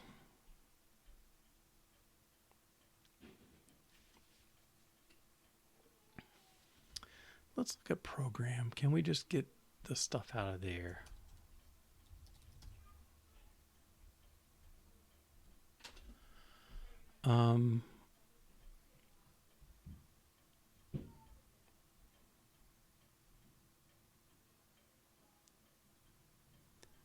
Do we have, is it sequential, observable?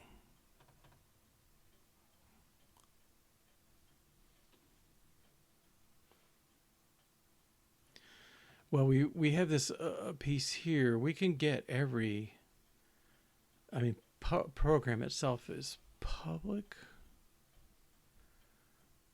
I'm sorry, let's see what we do for the content view.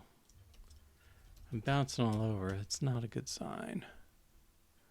Okay, so the code view, we do program.program. Yeah, we access that field as being the apparent view of the program. Okay. Let's go back. Okay, so I can ask for every line in the program. I don't have to care. I don't care. Oh, I do care about the order. I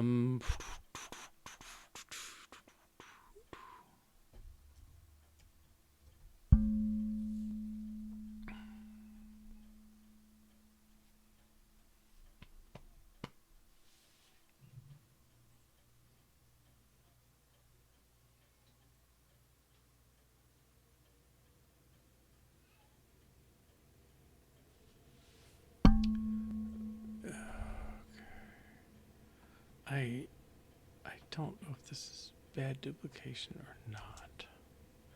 I need I need it for different purposes.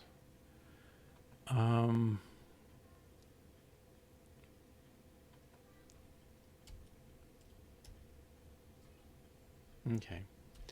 If I do that,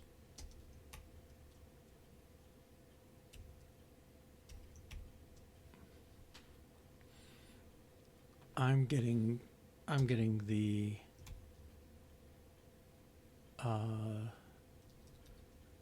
line number and line in. Okay. I think that's what we're doing.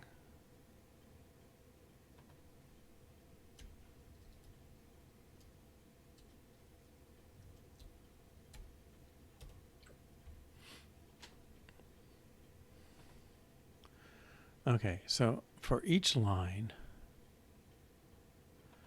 We're going to parse it. Okay. We're going to pull out the statement.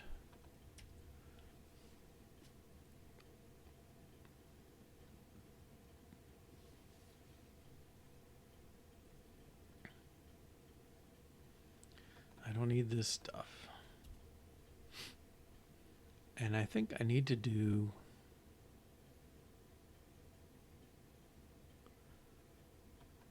let's go look at location again.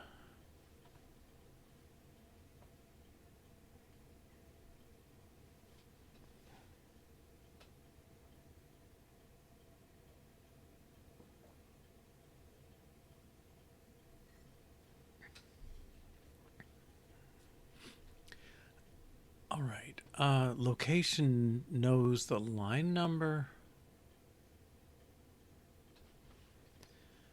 and the part, but it doesn't know how many parts there are. That's really unfortunate.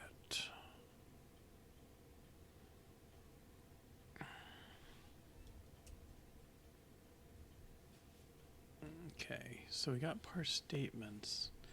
Now, how do we find out we're too far in this, right? This next location for us doing the job. If the location part is less, we'll need something like this. Less it'll be simpler, but it'll be on those lines. Okay. If location part step return location dot next.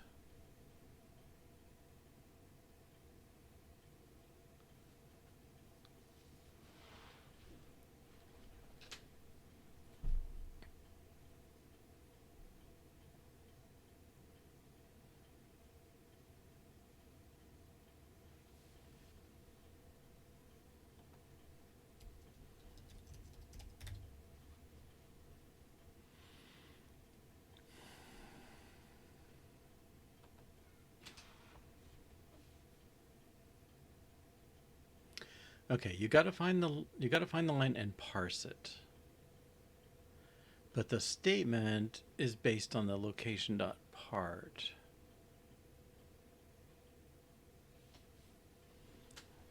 Okay, I don't think next location is going to apply.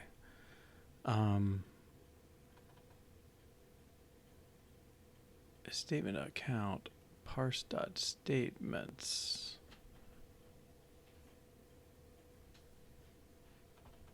Statement dot count.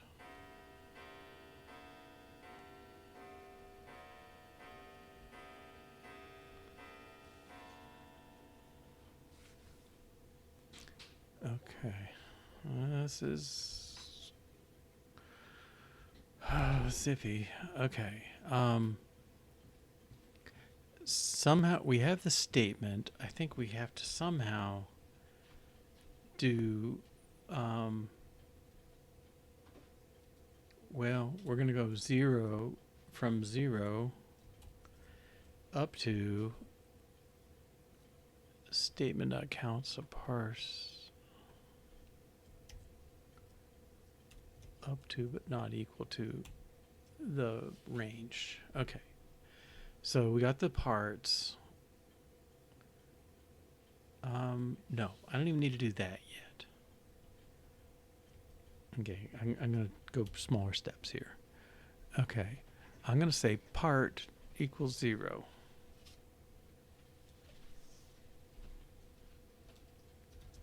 Part equals 0. So we're only going to worry about part 0 of any given statement, but we're going to try and get all the statements. All right, I think I'm feeling better there. All right, so where do we get the statement? Yes, that's this. Statement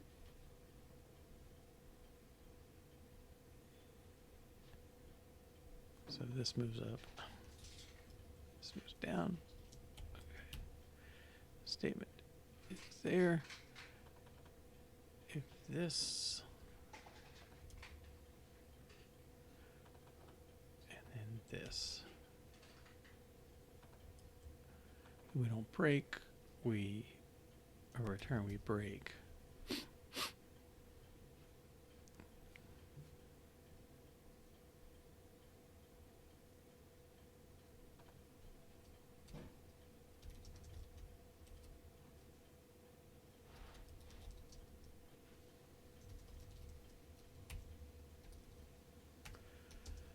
Zero.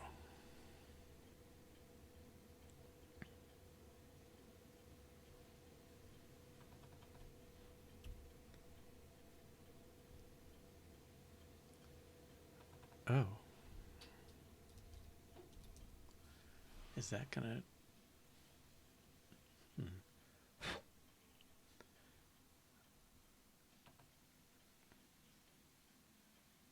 Well, let's flip the logic. If data let strings equal statement, then do the for each.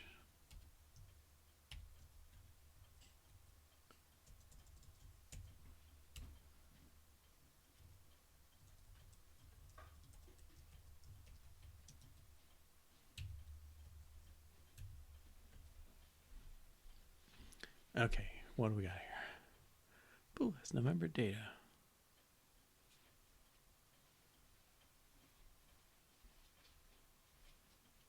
Case if let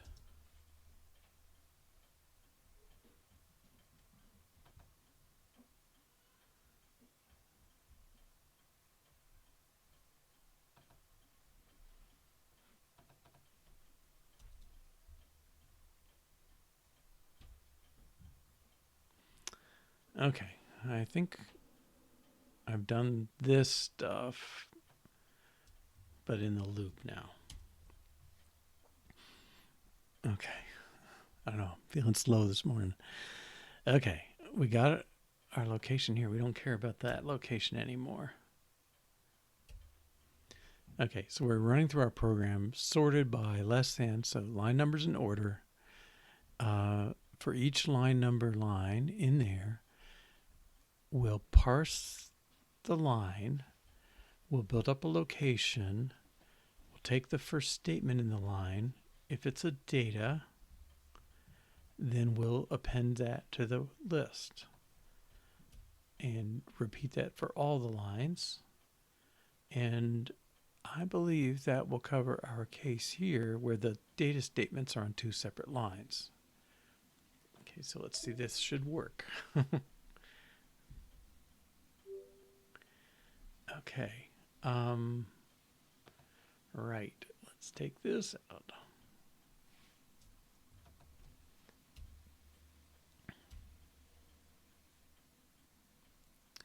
Okay, now I'm going to modify my test.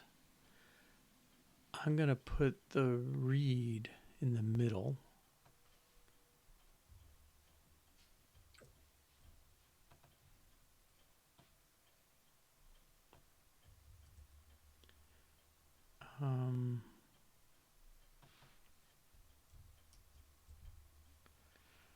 Read 25 data. 20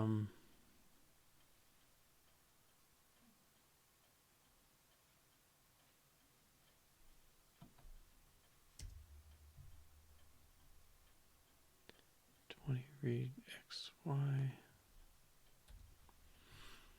25 data cat. Okay, so multiple strings from separate data statements. I kind of in anywhere in program.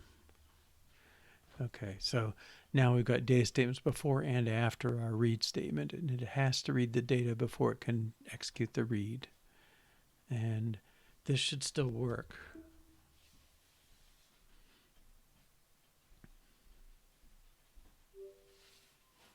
All right, now the next variation.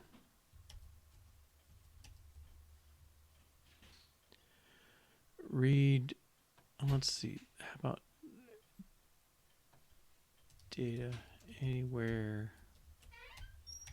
in line? Okay, so I'm convinced that it reads everywhere, but let's let's change this, read $X, $Y, colon, data dog, and no longer have this statement. Okay, so now I believe this is going to fail because I don't think I believe we only read the first thing in a line. Okay, the first data in a line. Yeah, so trying to access the next element blew up. All right. Yes.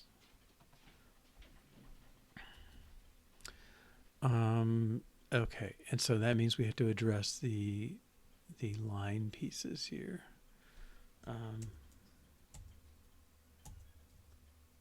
Gather data. Okay, so we read each line.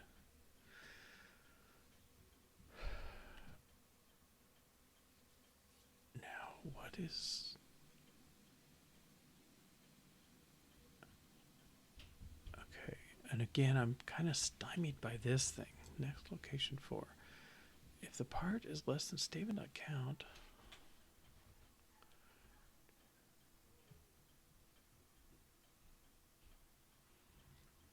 I think I'm just going up to statement.count. And again, that is, if it's an inner,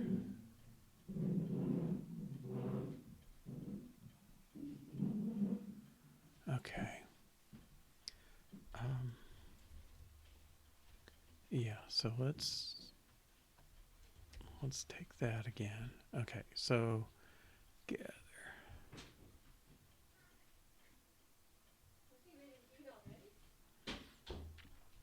Okay, so we parse the line. We want the location to be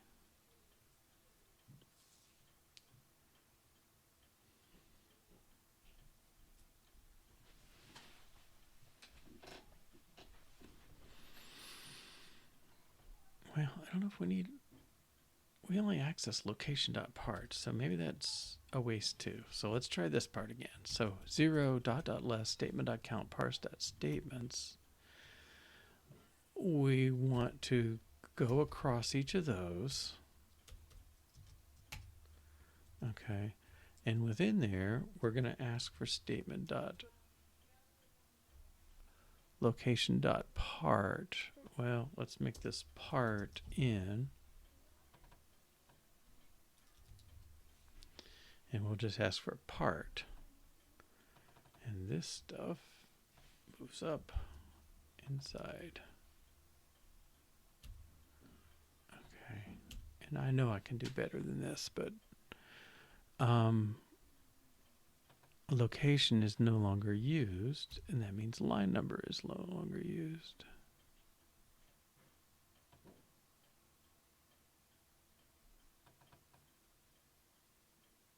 I'm surprised it's not complaining.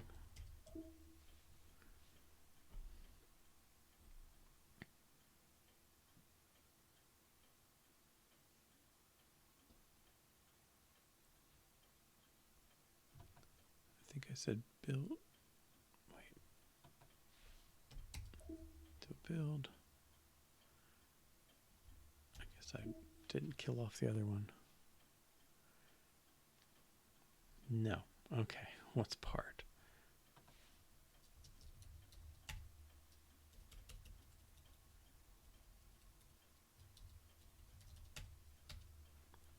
Part is 1. Okay.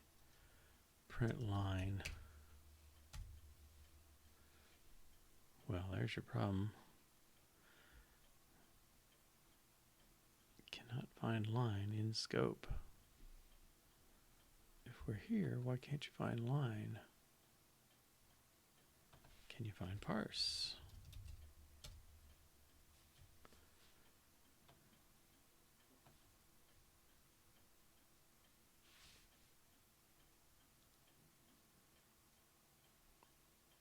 If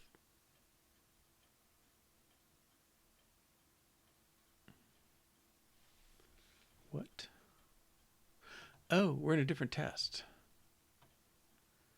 Oh. Okay, let's see if we're dealing with this test first. I think this test should be happy. Yeah. So it did find data dog, but now it's a different test that's failing.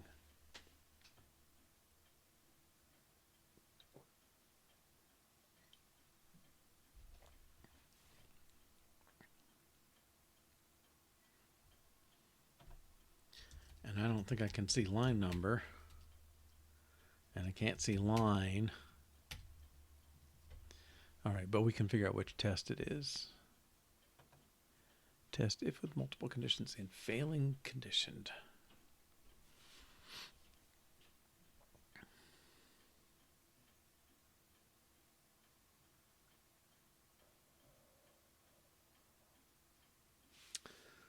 I'm also curious if this is the first test that failed. It's not going to show me the others. The problem is part. Oh man, it's not going to give me anything.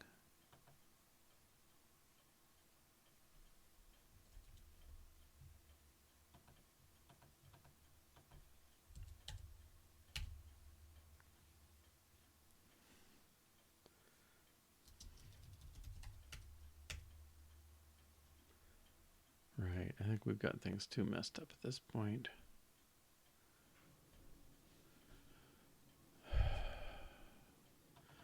But this is the funny thing here, right? This statement.count. It's certainly an if with an inner.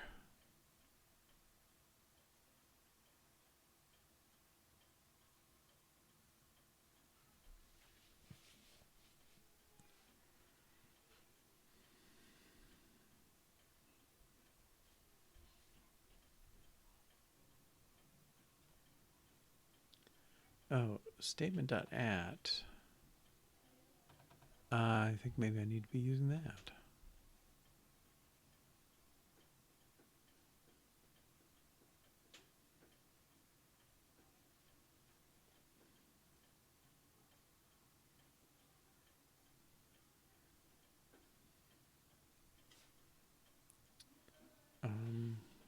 Statement.count.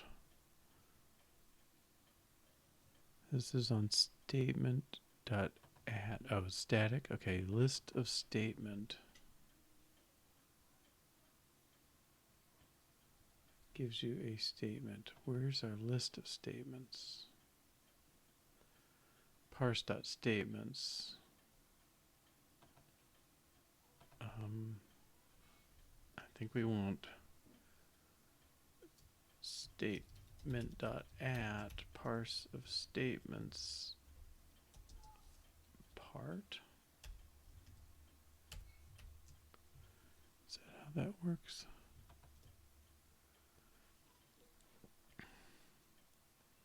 Because that's accounting for that if statement. Okay.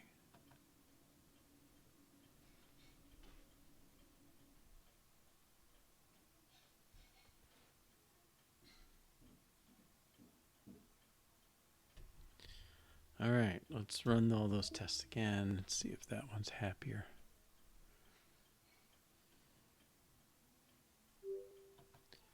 Right, okay. How do I feel about this?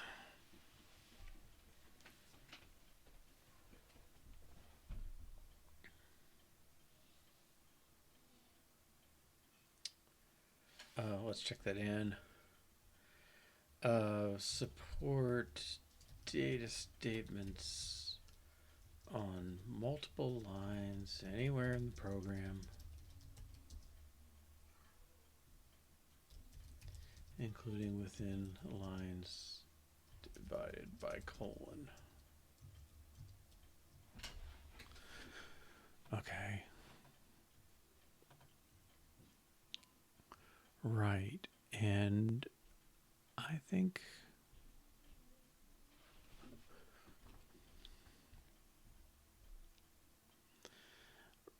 I can make this better. That parse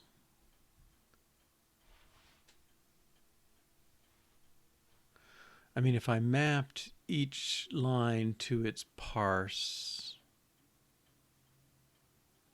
then I could do this inside, right? So instead of for each like this, I think I want to say map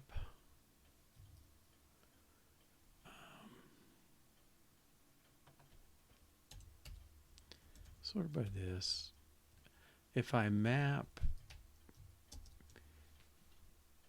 line number line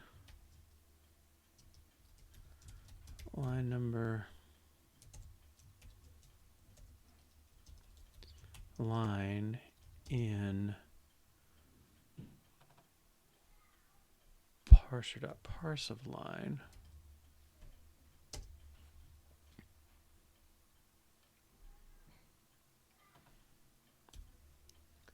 for each parse in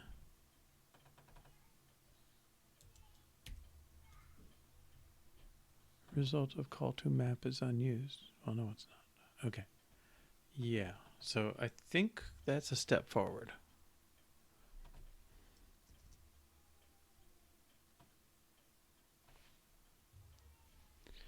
So take your program, sort it by less than, map each one to its parse.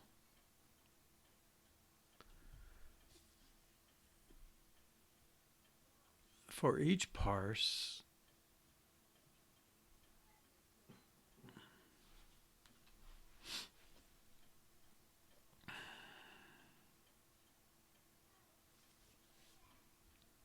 I want you to take parse.statements.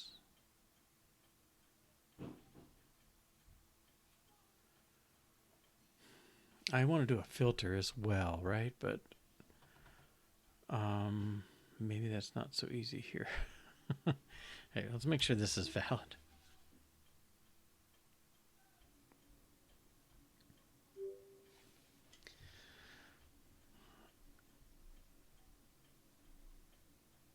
Okay. Well,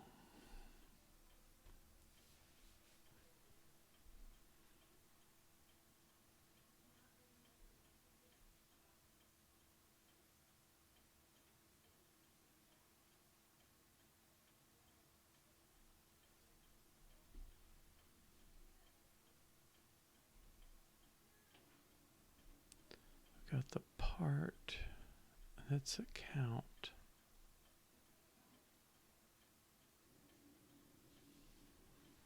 Yeah, I guess if my statements were streamable, I could do some more with this. But all right, if that worked, let's run with it. Change loop to more function pipeline style.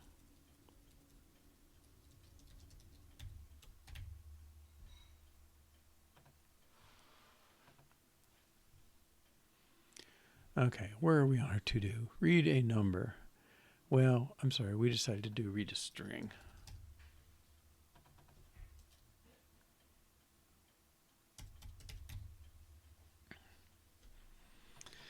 And I believe we've done that.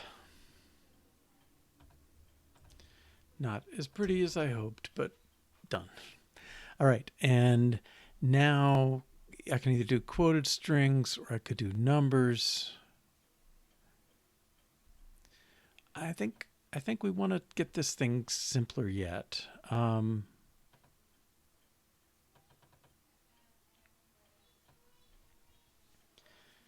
it help to put a thing here? This is going to get more complicated. Oh no, the strings are strings. It's the read that is the work. Okay. Because we have to maintain it because we don't know if we're going to read it as a string or as a number. Okay, so do assign. This thing is going to have to get more complicated. All right. Let's do that.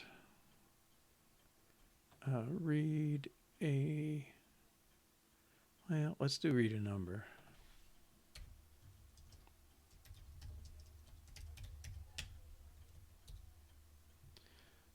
Okay. Our test for this.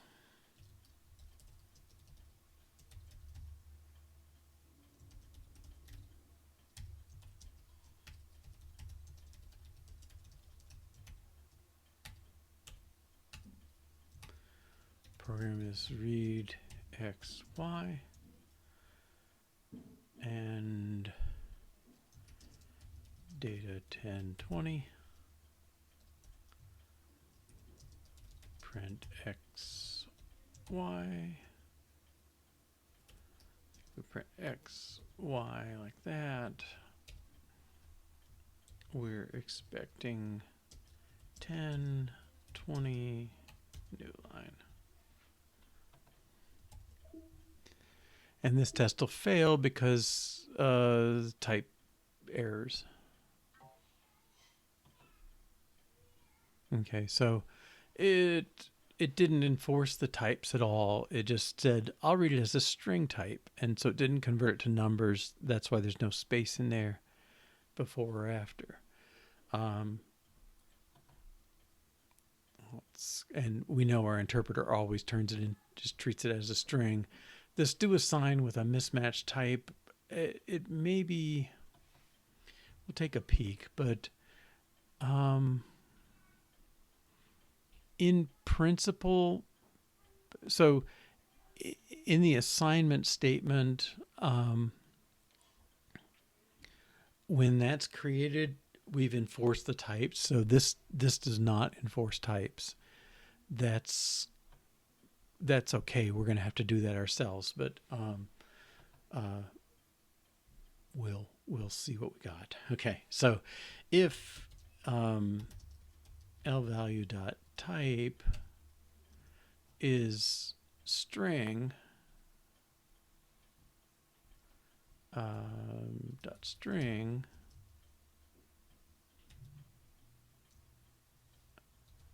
r value equals dot string of r value. I think we can do it this way. Else we're gonna, actually I should probably go the other way around. Let's say if it's numeric, do something else, just assign it as a string.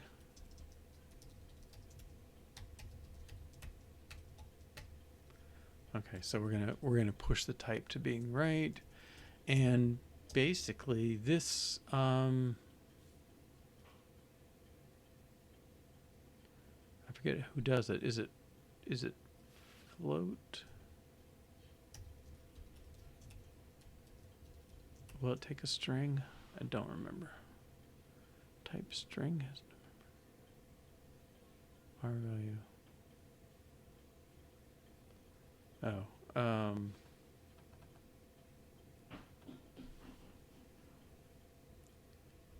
data subindex. Maybe this is raw value.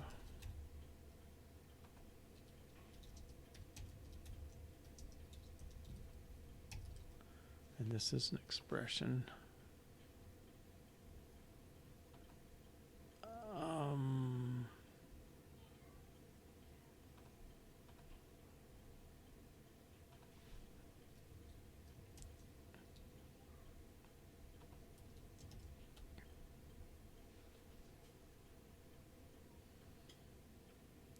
Cannot assign float. Oh, well, he's certainly got to be a dot number of this. Do that for now.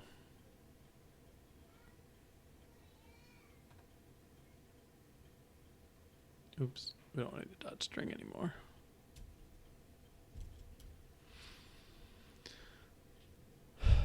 Okay.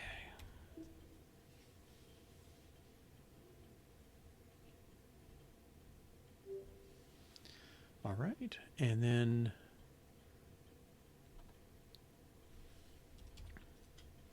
what happens if it's not a number?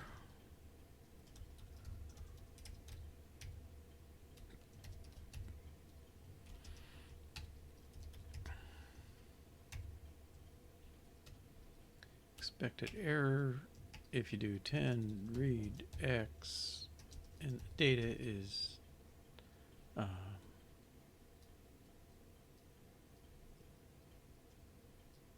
what's another noun? I guess we'll get bunnies in there. Bunny,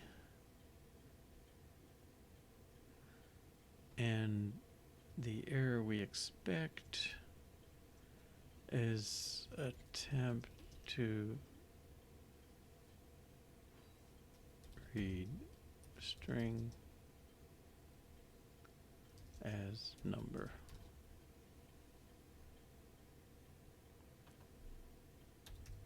Attempted to read string as number. All right, and this should fail. That'll be where we pick up tomorrow.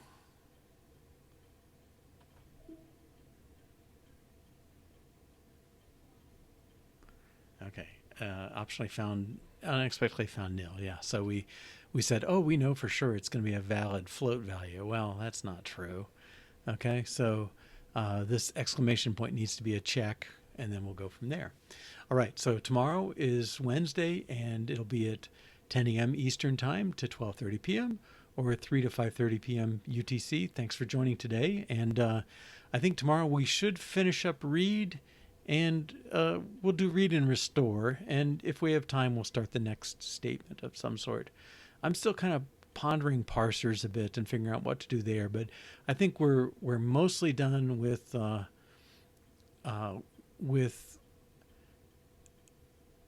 well, we've got almost all the statements done. I think we have a valid interpreter for the subset or the dialect of BASIC that we intend to parse and run with. And I think the rest is moving into, like, maybe it's kind of a refactoring, or I don't know, we'll see. But I think the interpreter itself is going to be a wrap this week. And I'll probably do some other projects that involve the interpreter, but more of a refactoring projects. Keep on that. All right. Again, have a good evening, and I hope I see you again. Bye-bye.